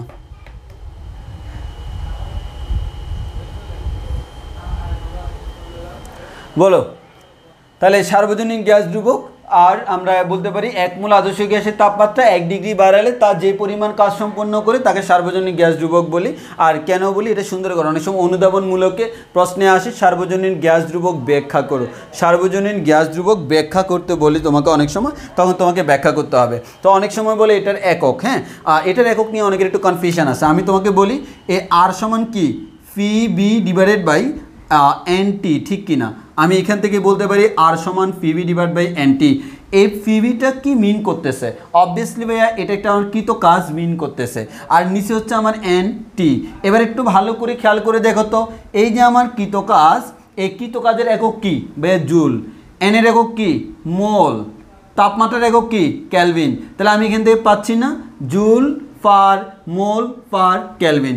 ওই কারণে মোলার গ্যাস ধ্রুবক আর যেটা তার একক হচ্ছে জুল পার মোল পার কেলভিন। অনেকে বুঝে না কেন এটা জুল পার মোল পার কেলভিন হলো। তাহলে আমাদের মোলার গ্যাস ধ্রুবক যেটা সেটার একক হচ্ছে জুল পার মোল পার কেলভিন, কারণ তার উপরে যে ফিভিটা সেটা অবভিয়াসলি ওয়ার্ক ডান বা কৃত কাজ মিন করতেছে। এটা তুমি আরও জোরালোভাবে পাবা হচ্ছে তাপগতিবিদ্যাতে, আরও জোরালোভাবে পাওয়া হচ্ছে তাপগতিবিদ্যাতে। তাহলে আমরা এটা ওয়ার্ক ডান বা কৃত কাজ নির্দেশ করে। তাহলে আমরা বলতে পারতেছি আর এর একক হচ্ছে জুল পার মোল পার কেলভিন। তাহলে মোলার গ্যাস ধ্রুবক বা সার্বজনীন গ্যাস ধ্রুবক এটাকে আমরা বলি জুল পার মোল পার কেলভিন, এবং এটার মান হচ্ছে 8.31। সেই মানটাই আমি এখন তোমাকে বের করে দেখাবো। সেই মানটাই আমি তোমাকে এখন বের করে দেখাবো। আমি এক মোলের জন্য মানটা বের করব, যেহেতু এটাকে ধ্রুবক সবার জন্য সেম, তো আমি এক মোলের জন্য মানটা বের করব। এক মোলের জন্য মানটা বের করতে হলে এই তাপমাত্রাটা তোমার জানা লাগবে, প্রেশারটা জানা লাগবে। যেমন তুমি আর এর মান যদি জানতে চাও, এখন তুমি বলতে চাচ্ছ ভাই আমি আর এর মান জানতে চাচ্ছি, তো আর এর মান জানতে চাইলে এন এর মান জানতে হবে। আমরা এক মোলের জন্য করলাম, এন এর শর্ত বাদ। তাহলে আমার ফিভি এবং টি এর মান জানতে হবে না? ফি এবং টি এর মান জানতে হলে আমি কোন ফি এবং টি এর মান জানি? একটা জানি, এসটিপি এর মান জানি, এর মানে স্ট্যান্ডার্ড টেম্পারেচার অ্যান্ড প্রেশার। তাহলে প্রমাণ অবস্থায় যদি আমি বিবেচনা করি তখন কিন্তু ফি এর মান আমি মুখস্থ জানি, টি এর মান মুখস্থ জানি, আর অ্যাভোগাড্রো সূত্র থেকে বি এর মান মুখস্থ জানি। মান বসালে আর এর মানটা পেয়ে যাব। এখনই আমি তোমাকে সেটা বের করে দেখাচ্ছি। ভাইয়া আরেকবার, কোনটা আরেকবার? দেখো আমি তোমাকে বলি ফিভি ইকুয়ালস টু এনআরটি, এটা আমরা জানি। আমার টার্গেট আর এর মান বের করা। এই আর ইকুয়ালস টু আমরা পাচ্ছি ফিভি ডিভাইড বাই এনটি। এই ফিভিটাকে আমরা বলি হচ্ছে কৃত কাজ। কেন বলে একটু আগে বলছি, আর না হয় তুমি মুখস্থ করে রাখো। ফিভি মিনস হচ্ছে কাজ বা শক্তি। তাহলে আর নিচে হচ্ছে মৌল সংখ্যা আর তাপমাত্রা। মৌল সংখ্যাকে যদি আমি 1 ধরি, তারপর হচ্ছে তাপমাত্রাকে যদি আমি 1 ধরি, তাহলে এন এর মানও 1, টি এর মানও 1। তাহলে আমি নিচ্ছে এখান থেকে বলতে পারবো আর ইকুয়ালস টু ফিভি। তাহলে এন এর মান যখন 1, টি এর মান যখন 1, তখন আরটা ফিভি এর সমান, ফিভিটা কৃত কাজের সমান। এর মানে এক মোল গ্যাসের তাপমাত্রা 1 কেলভিন যখন আমি বাড়াবো, ওই মুহূর্তে সে যে পরিমাণ কাজ করতেছে ওই কাজটা কিন্তু সার্বজনীন গ্যাস ধ্রুবকের সমান। তাহলে আমরা বলবো এক মোল আদর্শ গ্যাসের তাপমাত্রা 1 ডিগ্রি বাড়ালে, কারণ 1 ডিগ্রি সেলসিয়াস বাড়ানো যে কথা, 1 ডিগ্রি কেলভিন বাড়ানো সেম কথা। 1 ডিগ্রি বাড়ালে তা যে পরিমাণ কাজ সম্পন্ন করে তাকে আমরা বলছি সার্বজনীন গ্যাস ধ্রুবক, এবং এর একক হচ্ছে জুল পার মোল পার কেলভিন। সাইফুল ইসলাম, কিন্তু একই রাশির কাজের গ্যাসের ক্ষেত্রে একক পরিবর্তন হলো কেন? একক পরিবর্তন হয়েছে তোমাকে কে বলছে? একক পরিবর্তন হয়েছে তোমাকে কে বলছে? আমি তোমাকে দেখাই। ফিভি প্রেশারের একক কি? প্যাসকেল বা নিউটন পার মিটার স্কোয়ার। আয়তনের একক কি? Meter cube. আচ্ছা বলো তো, মিটার কিউব আর মিটার স্কোয়ার কাটাকাটি করলে কি হয়? Newton meter. এই নিউটন মিটারকে কি জুল বলে না? অবশ্যই বলে। এটা বলা যে কথা কৃতকাজ বলো সেম কথা, আমরা তো বলেই দিছি এটা কৃতকাজ, ওই কারণে আমরা আর এটা ভেঙে দেখাই নেই, কারণ যেহেতু এটা কাজ এটার একক জুল আসবেই। দেখো তুমি ক্যালকুলেশন করে দেখো, আমি প্রেশারের একক বসাইছি নিউটন পার মিটার স্কোয়ার, আয়তনের একক বসাইছি মিটার কিউব, এখানে কাটাকাটি যাইয়া নিউটন মিটার থাকে যেটা মানে হচ্ছে জুল। ভুল তো কিছু করি নেই, হঠাৎ আমি সরাসরি বলে দিছি, কারণ তুমি যেভাবে বলো না কেন আমি তার ভুল বলতেছি না যে পিভিটা কাজ না, পিভিটা কাজ কেন কাজ সেটা আমি অন্যভাবে ব্যাখ্যা করে দিছি, তাপগতিবিদ্যার মধ্যে আরও জোরালো ব্যাখ্যা পাবা।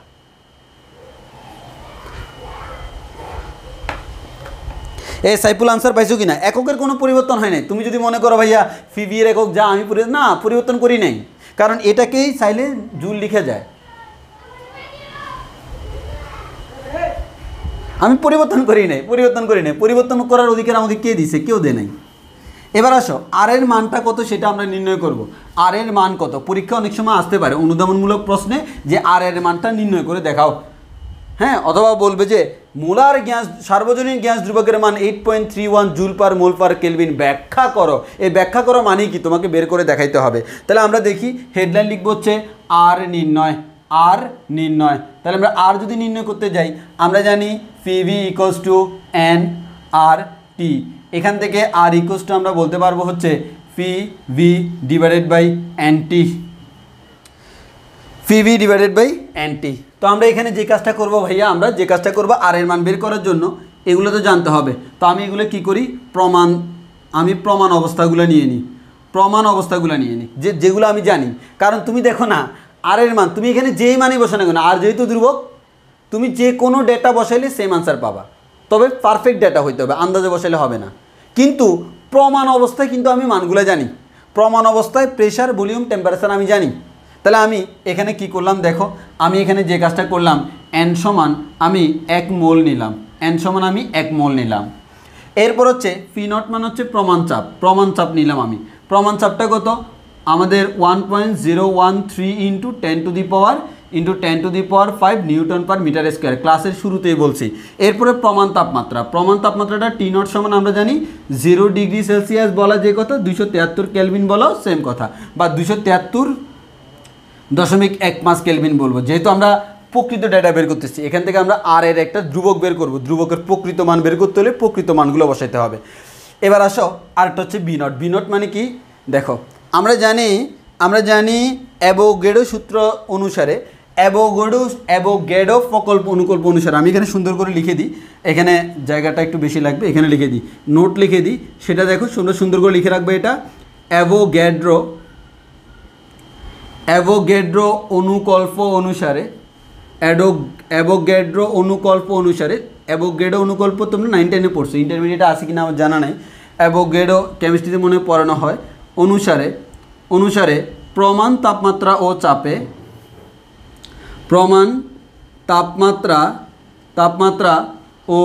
চাপে যে কোনো গ্যাসের প্রমাণ তাপমাত্রা ও চাপে যে কোনো গ্যাসের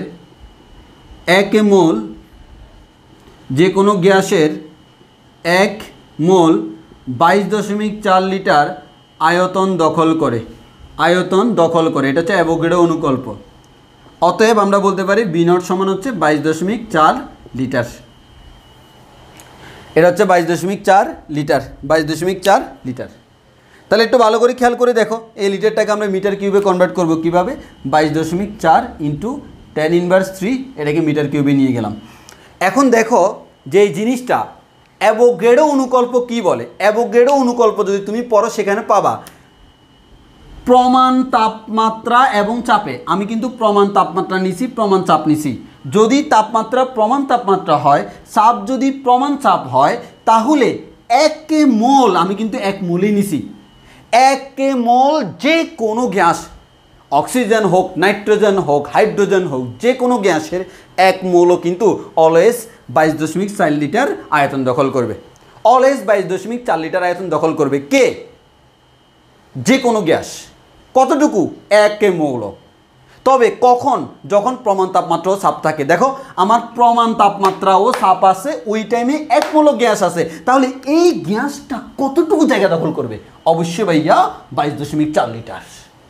এবার দেখো আমি এখানে বসাচ্ছি এই পি নটের মান হচ্ছে 1.013 ইন্টু 10⁵ বি নটের মান হচ্ছে এসআই এককে নিতে হবে 22.4 ইন্টু 10⁻³ এন এর মান হচ্ছে 1 মোল, টি এর মান হচ্ছে 273.15।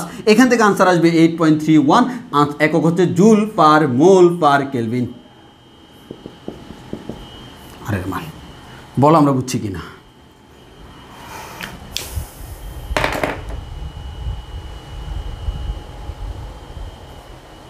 বলো বুঝছি কিনা। যে আমি আর নির্ণয় করব, আর নির্ণয় করতে হলে তো আমার এই 4টে ইনফরমেশন জানা লাগবে। 4টে ইনফরমেশন জানতে গেলে আমি প্রমাণ তাপমাত্রা ও চাপ আমি জানি, কিন্তু যখন প্রমাণ তাপমাত্রা ও চাপ তখন আয়তন তো আমি জানি না। কিন্তু আমি যদি 1 মোল নিই তখন আবার অ্যাভোগাড্রো আমাকে আয়তনটা বলে দেয়, ওই কারণে আমি 1 মোলের জন্য করছি। প্রমাণ তাপমাত্রা ও চাপে 1 মোলের জন্য করছি যাতে করে আয়তনটা আমি জানতে পারি। তাহলে প্রমাণ তাপমাত্রা ও চাপে 1 মোল গ্যাসের আয়তন আমি জানি, সেখান থেকে ক্যালকুলেশন করে আর এর মান বের করতে আমি জানি, সেখান থেকে ক্যালকুলেশন করলে 8.31 এটা আমরা জানি। এটা মুখস্থ করে গেল, ঠাডা মুখস্থ। সার্বজনীন গ্যাস ধ্রুবক আর এর মান হচ্ছে 8.31 জুল পার মোল পার কেলভিন। একক ভুল করা যাবে না, তোমরা অনেকে এককে ভুল করো। 8.31 জুল পার মোল পার কেলভিন, 8.31 জুল পার মোল পার কেলভিন।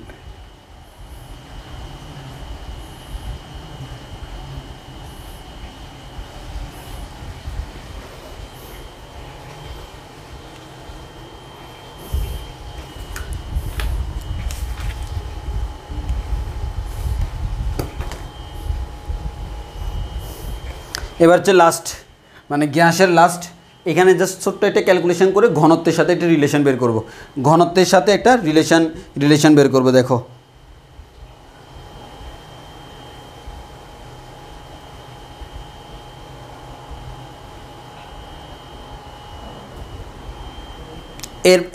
এই রিলেশনটা বের করে সব সূত্র আমি একসাথে তোমাদেরকে লিখে দিব, কারণ এই টপিক্সটা শেষ, এর মানে সব সূত্র একসাথে লাগবে। আমি সুন্দর করে একসাথে লিখে দিব, তোমরা একসাথে লিখে রাখবে। হ্যাঁ, তো আমি একটু তোমাদেরকে এটা বলে দিই, এটা খুবই ছোট্ট একটা প্রমাণ না, মানে জিনিসটা হচ্ছে কি, দেখো আমাদের হেডলাইন লিখবো। হেডলাইন কী লিখবো?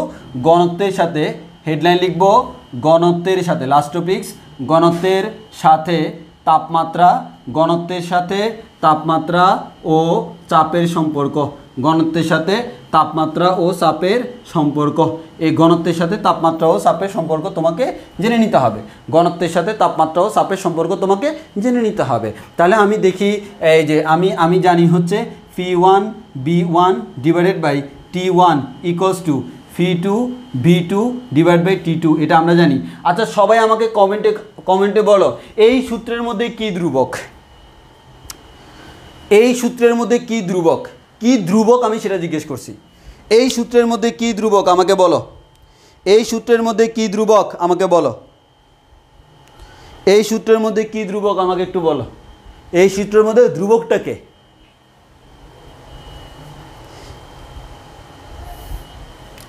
দেখো, বিবি মরিয়ম লিখছো হচ্ছে বড় হাতের এম, হয়তো তোমার টাইপিং মিস্টেকও হইতে পারে। বড় হাতের এম আর ছোটো হাতের এম এর মধ্যে কিন্তু আকাশ পাতাল পার্থক্য আছে। বড় হাতের ছোটো হাতের এম মানে হচ্ছে যে কোনো ভর, আর এটা দ্বারা মিন করে আণবিক ভর। সো আমরা ভর বুঝাইতে ছোটো হাতের এম লিখবো, ঠিক আছে? কারণ গ্যাসের অধ্যায়গুলো পড়তে গেলে যেহেতু এগুলো কেমিস্ট্রির সাথে রিলেটেড, এখানে আমরা বড় হাতের এম বলতে সবসময় আণবিক ভরকে ধরে নিই। ওই কারণে তোমরা এই ভুলটা করিও না। হ্যাঁ, এটা অনেক সময় হয়ে যেতে পারে অনেকের, হ্যাঁ, ওই জন্য বলে দিচ্ছি। তাহলে ছোটো হাতের এমটা আমার ধ্রুবক আমরা জানি। আচ্ছা এবার আমাকে বলো তো, তুমি কার সাথে রিলেশন করবা? ঘনত্বের সাথে। এই সূত্রে কোনো ঘনত্ব নাই, তাহলে এই সূত্রে এমন কি আছে যার সাথে ঘনত্বের রিলেশন আছে? তোমরা একটু আমাকে কমেন্টে বলো, এই সূত্রে এমন কে আছে যার সাথে ঘনত্বের রিলেশন আছে? আমার এই সূত্রে এমন কে আছে? প্রেসার, ভলিউম, টেম্পারেচার তিনটা আছে, কার সাথে ঘনত্বের রিলেশন আছে?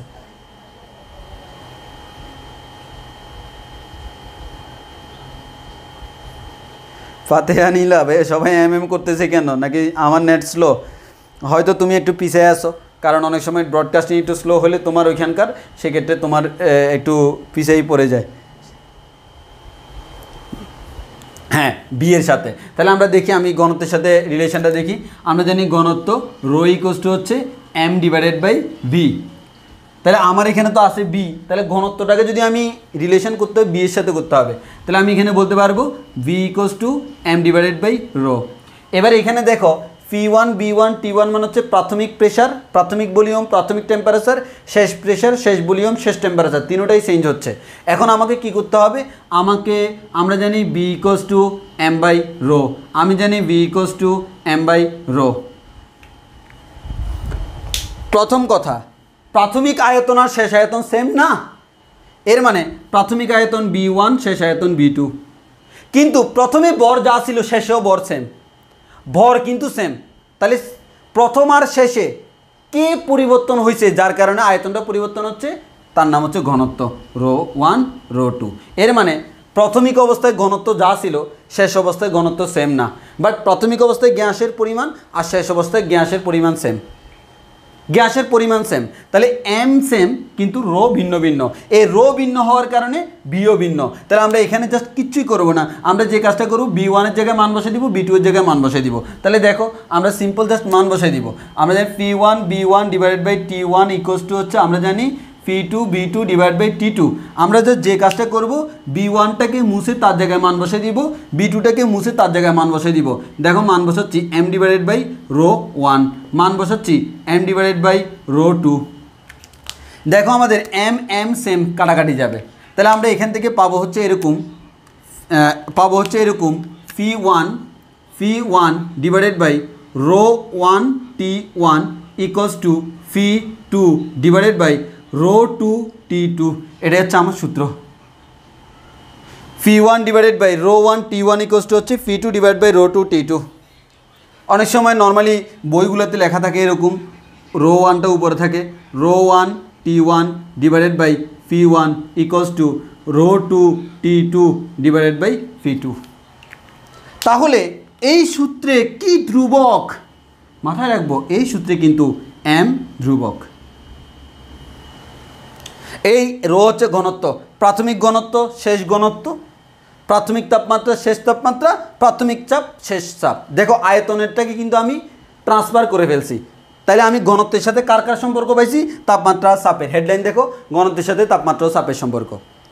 এখন আমি যদি বলি ভাইয়া আমার ঘনত্বের সাথে শুধু তাপমাত্রার সম্পর্ক দরকার, এই দেখো আমার ঘনত্বের সাথে শুধু কার সম্পর্ক দরকার, আমার ঘনত্বের সাথে শুধু তাপমাত্রার সম্পর্ক দরকার, চাপের কোনো সম্পর্ক দরকার নাই। তাহলে আচ্ছা বলো তো, ঘনত্বের সাথে আমি তাপমাত্রার সম্পর্ক করতেছি মানে কি, চাপটাকে কী রাখতে হবে, সেম রাখতে হবে না? তাহলে দেখো আমার সূত্র হচ্ছে ρ1 T1 / P1 = ρ2 T2 / P2। তাহলে আমি এখানে বলতে পারবো ভাই যদি কখনো P1 = যদি P2 হয়, মানে আমি শর্ত দিয়ে দিছি প্রেশার সেম, যদি প্রেশার সেম হয় এই P1 এর মান যা P2 এর মানও যা কাটাকাটি, তাহলে আমি তখন পাবো ρ1 T1 = ρ2 T2, তখন পাবো ρ1 T1 = ρ2 T2। একইভাবে এই সূত্রের মধ্যে যদি আমার প্রেশার সেম না হয়ে টেম্পারেচার সেম হয়, অর্থাৎ T1 আর T2 সেম, যদি কখনো T1 আর T2 সেম থাকে, তাহলে তুমি একটু চিন্তা করে দেখো তো, T1 T2 কাটাকাটি যাবে, T1 T2 কাটাকাটি গেলে কি থাকবে, T1 T2 কাটাকাটি গেলে ρ1 / P1 = ρ2 / P2 থাকবে। তাহলে আমাদের এটা হচ্ছে একটা সূত্র। তাহলে দেখো সূত্র কিন্তু সেমটা, সূত্র হচ্ছে এটা ρ1 T1 / P1 = ρ2 T2 / P2। যখন আমাদের এর প্রেশার সেম তখন P থাকবে না, এই যে এটা থাকবে। যখন আমার টেম্পারেচার সেম TT থাকবে না, এটা থাকবে। শেষ। একটু বুঝছি কিনা বলো, এটার আবার গ্রাফ আঁকিয়ে দিতে হবে।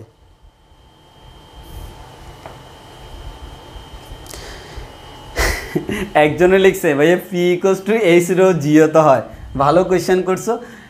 দেখো P = H ρg এটা কখন হয়, এটা হচ্ছে কোনো একটা তলের মধ্যে অথবা তরলের মধ্যে কোনো একটা বিন্দুতে চাপ নির্ণয়, তরলের মধ্যে কোনো একটা বিন্দুতে চাপ নির্ণয়। আবারও বলতেছি তরলের মধ্যে কোনো একটা বিন্দুতে চাপ নির্ণয়। গ্যাসের চাপ নির্ণয় এটা দিয়ে করে না, তুমি দেখো এটা আমরা কোন জায়গায় ইউজ করছি, ওই প্রমাণ চাপে, সেখানে কিন্তু তরল ছিল পারদ, তখন ইউজ করছি। এটা কোথায় ইউজ করছি? গত ক্লাসে সমুদ্রের ম্যাথে, সমুদ্রে কিন্তু তরল ছিল, সেখানে ইউজ করছি। সো তুমি এই সূত্রে ইউজ করতে পারবা যেখানে তরল থাকবে। তরলের অভ্যন্তরস্থ কোনো বিন্দুতে চাপ নির্ণয়ের ক্ষেত্রে শুধু ইউজ করা যাবে, অন্য ক্ষেত্রে না। তাহলে আমি সুন্দর করে লিখে দিই, ভালো কোয়েশ্চেন করছো, কারণ কনফিউজড অনেকে হইতে পারে। তাহলে আমরা এটা কখন ইউজ করব? তরলের অভ্যন্তরস্থ কোনো বিন্দুতে, তরলের অভ্যন্তরস্থ কোনো বিন্দুতে চাপ নির্ণয়ের ক্ষেত্রে, তরলের অভ্যন্তরস্থ কোনো বিন্দুতে চাপ নির্ণয় ব্যবহার করব। আশা করি উত্তর পেয়ে গেছো।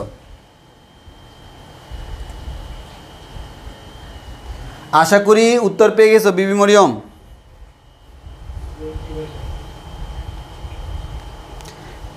ফাতেহা নীলা, আশা করি উত্তর পেয়ে গেছো। তোমরা সেম কোয়েশ্চেন করছো, ফি ইকুয়ালস টু এইচ রো জি, আমরা শুধুমাত্র তরলের অভ্যন্তরে বের করবো। ওকে, তাহলে এটা। আচ্ছা, এবার একটু রিভার্স হইতে যাই, তো আমি এটা একটু মুছে ফেলি। আমি একটু পরে তোমাদেরকে সূত্রগুলো একসাথে করে দিচ্ছি, তখন আর এখন অনেকের কাছে মনে হতে পারে অনেকগুলো সূত্র মনে রাখতে পারবো না। একটু পরে আমি এমন একটা টেকনিক শিখিয়ে দিব, সব সূত্র ঠাড়া মুখস্থ হয়ে যাবে, অটোমেটিক মুখস্থ হয়ে যাবে।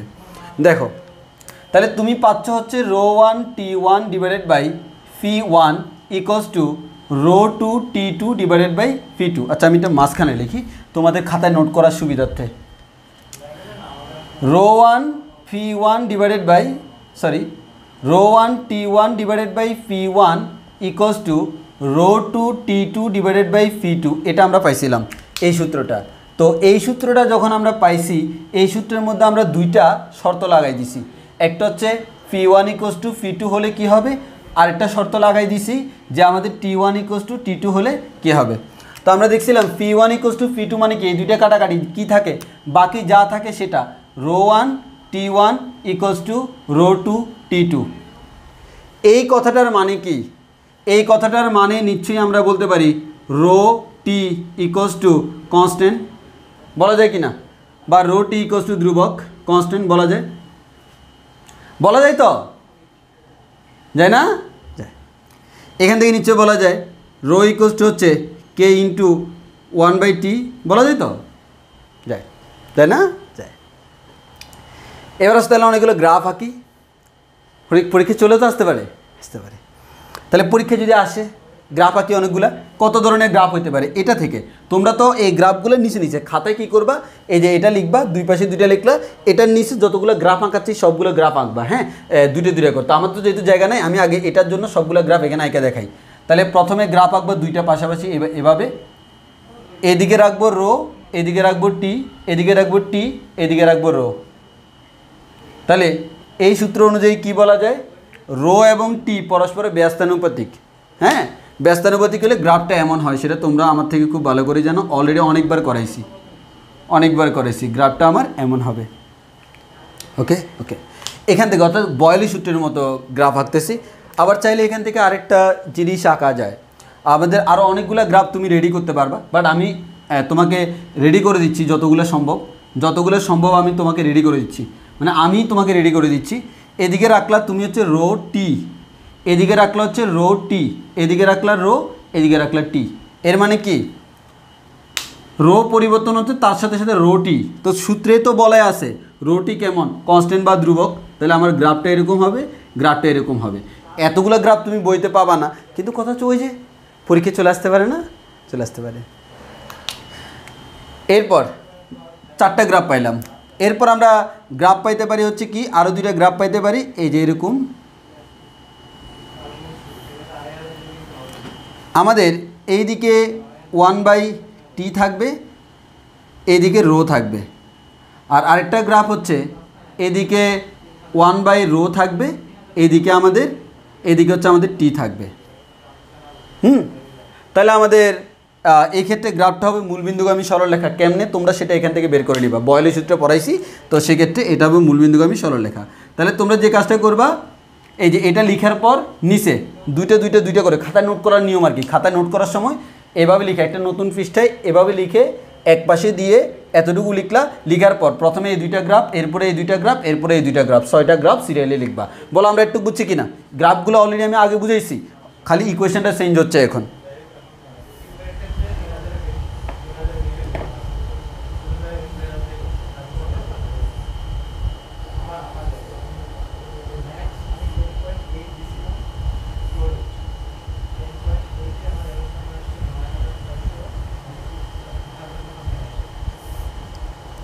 মারজানা মেহরিম, রোটা লবে আর সাপটা হরে কেন? এই মারজানা মেহরিম, আমরা আগেই তো একটু আগে আমরা প্রমাণ করাইছি না, প্রমাণ করি তো আমরা এই ইকুয়েশনটা পাইছি, rho one T one divide by phi one equals to এটা ছিল, মানে আমরা পাইছিলাম এটা phi one divided by rho one T one equals to phi two divide by rho two T two. তো এটাকে আমরা উল্টাই দিলে তো কোনো সমস্যা নাই, তোমাদের বইতে উল্টাই দেওয়া, তো বই পড়তে গিয়ে যাতে করে মাথা না উল্টায় ওই কারণে আমিও উল্টাই দিলাম। হ্যাঁ, সমান, সমস্যা নাই, এভাবে রাখলেও হবে, এটার উল্টা লিখলেও হবে। মারজানা মেহরিম, আশা করি আনসার পাইছো। এ বিবি মরিয়ম, ছুটি মাইট দিব, মাইট মানে তোমাদের কি সূত্রগুলো একসাথে লিখে দিব না? আমি সূত্র মানে ধরতে গেলে ছুটি, কিন্তু কথা হচ্ছে সবগুলো একসাথে লিখে দিতে হবে। তো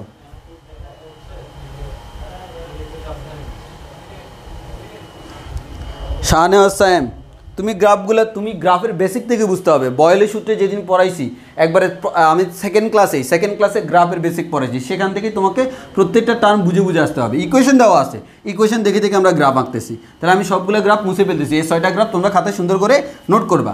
এবার আসো, তাহলে এই পোর্শনটা আমাদের শেষ, এবার হচ্ছে তুমি খাতায় ডান দিকে এটা লিখতেছো টি ওয়ান টি টু, তাহলে তখন T one by T two হলে, T one equals to T two হলে, তাহলে এখান থেকে তুমি কি পাবা, rho one divided by phi one equals to হচ্ছে rho two divided by phi two. এই কথাটার মানে হচ্ছে রো ডিভাইডেড বাই ফি, এটা হচ্ছে ধ্রুবক।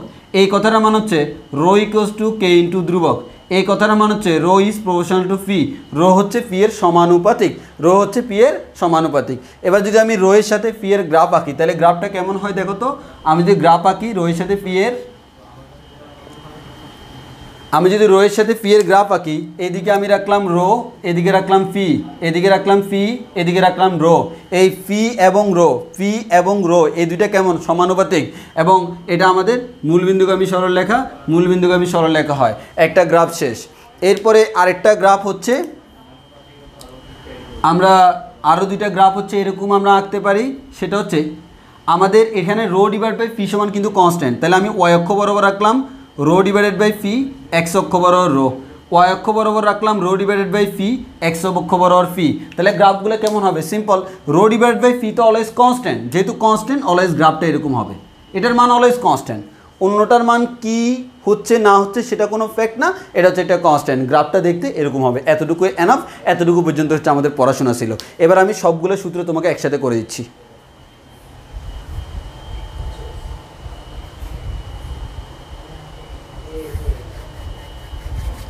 আচ্ছা, তাহলে সবগুলো সূত্র আমি একসাথে করে দেবো। হ্যাঁ, আচ্ছা, এখন বলো, আমাদের সবগুলো শেষ নেই। এবার এই যাবৎকালে আমি যতগুলো সূত্র পড়াইছি, অনেকের কাছে মনে হবে ভাইয়া এতগুলো সূত্র আমরা মুখস্থ রাখতে পারবো না, যেখানে ইমু ভাইয়া আছে সেখানে তুমি সূত্র মুখস্থ রাখতে পারবে না, এটা তো তোমার বলতেও লজ্জা থাকা উচিত। সো লজ্জার কোনো কারণ নাই, সূত্রগুলো খুবই সাধারণ রে ভাই। আমরা সেই সূত্রগুলো এখন তোমাদেরকে একবারে সুন্দর করে গুছাই লিখে দিতে চাই। তো আমি সুন্দর করে পুরো বোর্ডের মধ্যে এখন সবগুলো সূত্র একসাথে লিখে দেবো। হ্যাঁ, একসাথে লিখে দেবো। তাহলে দেখো তোমরা লিখবা, তবে আমার মতো করে তোমার লিখতে হলে তোমার কি করা উচিত জানো, তোমার যে খাতাটা এভাবে নোট না করে একটা সাদা পৃষ্ঠার মধ্যে এভাবে নোট করা উচিত, কারণ আমার এগুলো সাইডে চলে যাবে, না হয় তোমার নোট সুন্দর হবে না। তো তুমি নোট করার সময় এটা এভাবে নোট করা উচিত। হ্যাঁ, এভাবে নোট করা উচিত, অর্থাৎ এভাবে যদি করো তাহলে তোমাদের সুন্দর হবে নোটটা। তো আসো আমি তোমাদেরকে সুন্দর করে সবগুলো সূত্র একসাথে লিখে দিই, মানে আজকে পর্যন্ত যতগুলো সূত্র পড়াইছি, কারণ আমি বলছিলাম গ্যাসের কনসেপ্ট এতটুকুর মধ্যে শেষ, এরপর আমরা আগামী ক্লাসে গ্যাসের গতিতত্ত্ব পড়ব, সেটা আমাদের নতুন কনসেপ্ট। গ্যাসের নর্মাল জেনারেল আদর্শ গ্যাসের কনসেপ্ট এতটুকুর মধ্যে শেষ।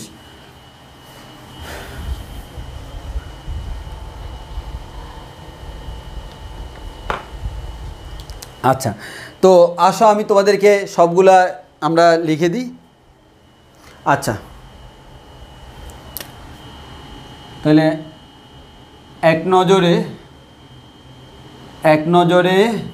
আজকে কত নম্বর ক্লাস, 4 নম্বর ক্লাস। এক নজরে প্রথম 4 ক্লাস। একটু আমি বলার সময় সুন্দর করে তোমরা নোট করে ফেলবা এবং সুন্দর করে লিখবা। হ্যাঁ, এক নজরে প্রথম 4 ক্লাস, এক নজরে তোমাদের প্রথম 4 ক্লাস দেখা হয়ে যাবে।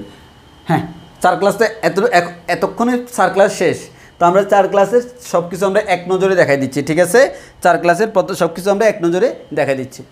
তো তুমি প্রথমে যে কাজটা করবা সেটা হচ্ছে আমাদের প্রথমে খাতার মাঝখান থেকে শুরু করতে পারো। P V equals to N R T, প্রথম আমরা একটা সমীকরণ পাইছি এবং এই যে এটা হচ্ছে আমার সমীকরণ, অ্যারো চিহ্ন দিয়ে লিখতে পারি, এটাকে আমরা বলি আদর্শ গ্যাসের সমীকরণ। এটাকে আমরা বলি আদর্শ গ্যাসের সমীকরণ। এটাকে আমরা আদর্শ গ্যাসের সমীকরণ বলতে পারি। এবার আসো, এই আদর্শ গ্যাসের সমীকরণ থেকে আমরা দেখছিলাম যে অ্যাকচুয়ালি এখান থেকে আমরা যদি বলি ভাইয়া এই ফি বি এর নিচে যদি আমি টি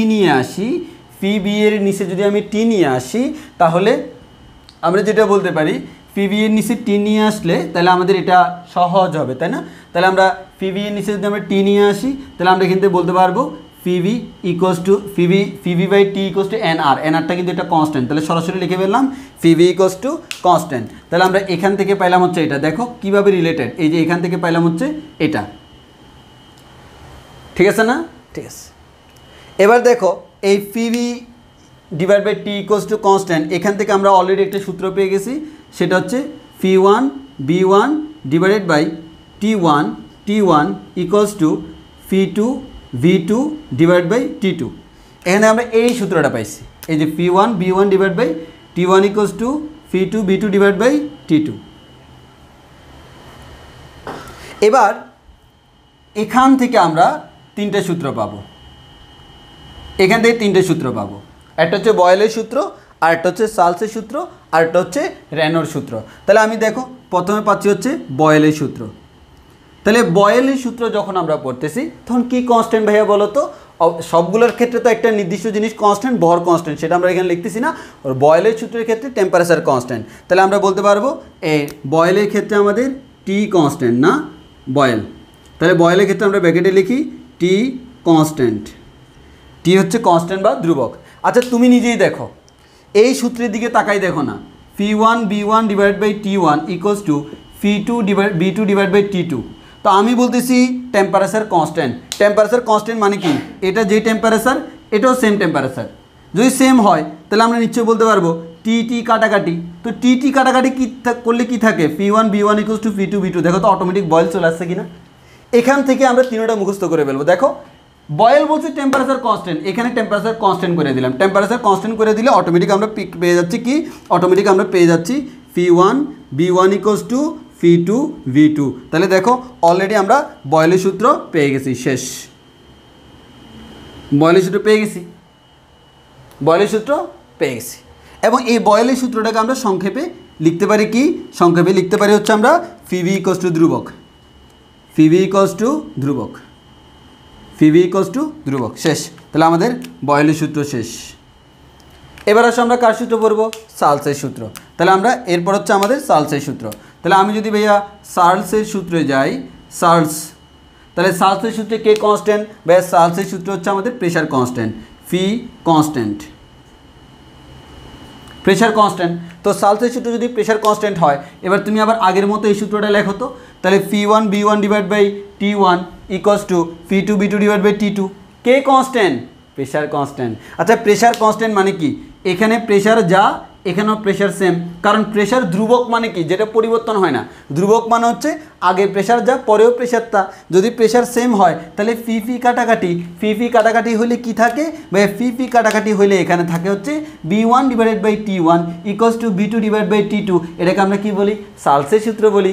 এই যে এটাকে আমরা সালসের সূত্র বলবো। তাহলে দেখো আমরা কি বলতে পারি, এই যে B one divide by T one equals to B two divide by T two. তাহলে এটাকে আমরা কী বলতেছি? এটাকে আমরা বলতেছি সালসের সূত্র। এবং তোমরা জানোই আমরা এটাকে সংক্ষেপে খুব সুন্দর করে বলতে পারি। এখান থেকে আমরা এখান থেকে বলতে পারি সালসের সূত্র হচ্ছে B divide by T equals to ধ্রুবক, এর মানে B is proportional to T. একসাথে সরাসরি লিখে দিলাম বি এবং টি পরস্পর সমানুপাতিক। তোমরা জানো এটা হচ্ছে সালসের সূত্র। এবার আসো ভাইয়া বাকি আছে কি? সাপীয় সূত্র।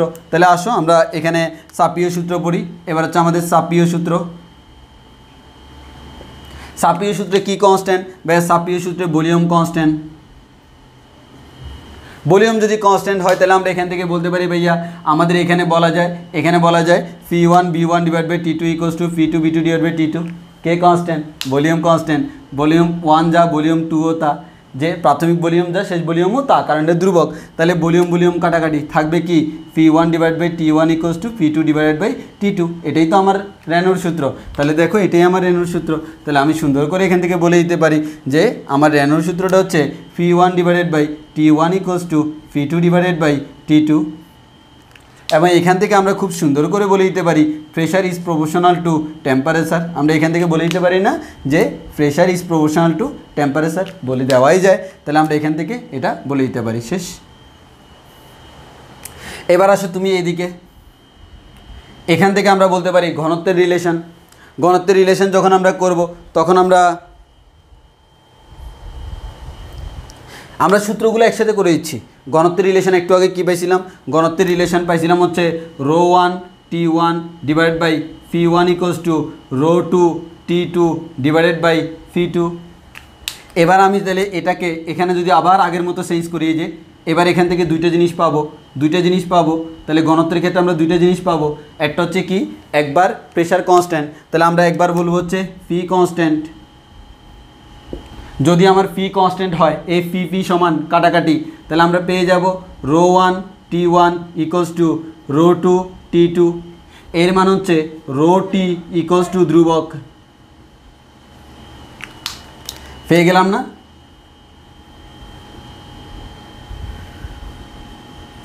এবার আসো তুমি এখানে যদি যাও তুমি দেখো এবার কে কনস্ট্যান্ট, এবার হচ্ছে টেম্পারেচার কনস্ট্যান্ট। তাহলে আমরা বলতে পারি T কনস্ট্যান্ট। টেম্পারেচার যদি কনস্ট্যান্ট হয় T1 T2 কাটাকাটি, তখন বলতে পারবো ρ1 divided by P1 equals to ρ2 divided by P2 বলতে পারি। তাহলে আমরা এখান থেকে বলতে পারি রো ডিভাইডেড বাই রো এবং ফি পরস্পর সমানুপাতিক, রো ইজ প্রপোর্শনাল টু ফি। শেষ শেষ শেষ। দেখো তো এবার আমরা এই যাবৎকালে যতগুলো সূত্র পড়ছি সবগুলো সূত্র এখানে আসছে কিনা, দেখো আসছে কিনা সবগুলো সূত্র, সব সূত্র একসাথে। এবং প্রত্যেকটা সূত্রের ক্ষেত্রে আমরা এখানে প্রত্যেকটা ক্ষেত্রে এম কনস্ট্যান্ট, এবং এখানে লিখে রাখবা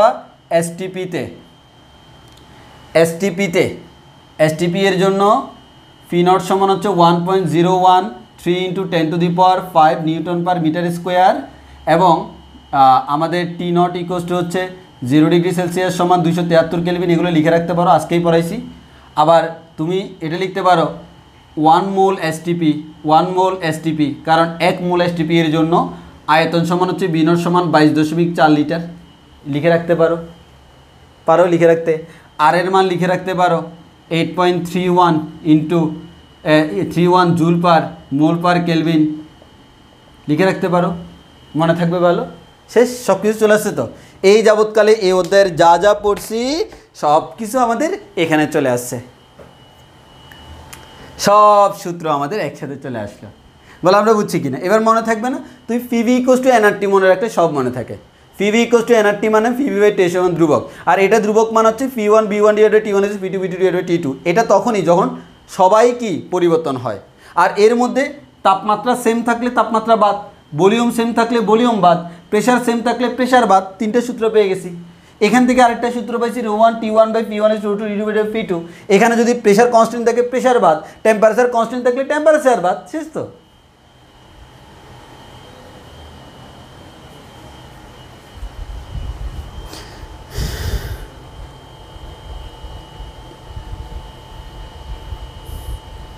শেষ দিয়ে আমাদের সবগুলা বলো, সবগুলো সূত্র একসাথে বুঝছো কিনা? একেবারে আজকে পর্যন্ত যতগুলো সূত্র ছিল আমি সবগুলো সূত্র একসাথে নিয়ে আসছি। এই চার্টটা পড়লে, মানে চার্ট তো এভাবে কোথাও পাবা না, এটা পড়লে তুমি অনেক কিছু জানবা। এটা পড়লে অনেক কিছু জানবা, অনেক মেতে তোমার সুবিধা হবে। এতদিন পর্যন্ত যাদের মনে হয়েছিল ভাই এতগুলো সূত্র কেমনে মুখস্থ করবো, এই যে সবগুলো একসাথে চলে আসছে। তাহলে আজকের ক্লাস এতটুকু পর্যন্ত। তোমরা একটু এই সূত্রগুলো রিলেটেড যতগুলো ম্যাথ আছে সবগুলো করে ফেলবে। হ্যাঁ, সবগুলো করে, খুবই ইজি। যতটুকু বেসিক দিছি এই বেসিক দিয়ে খুব আরামসে ম্যাথগুলো করে ফেলা যায়। কোনো ম্যাথে প্রবলেম হলে আমাকে বলবা, তো তোমাদের কাজ হচ্ছে ম্যাথগুলো করে ফেলা। ঠিক আছে, তো আজকের ক্লাস এতটুকু পর্যন্ত। আমাদের নেক্সট ক্লাসে দেখা হবে গ্যাসের গতিতত্ত্ব নিয়ে। এর পর্যন্ত সবাই ভালো থেকো, সুস্থ থেকো, আল্লাহ হাফেজ, আসসালামু আলাইকুম।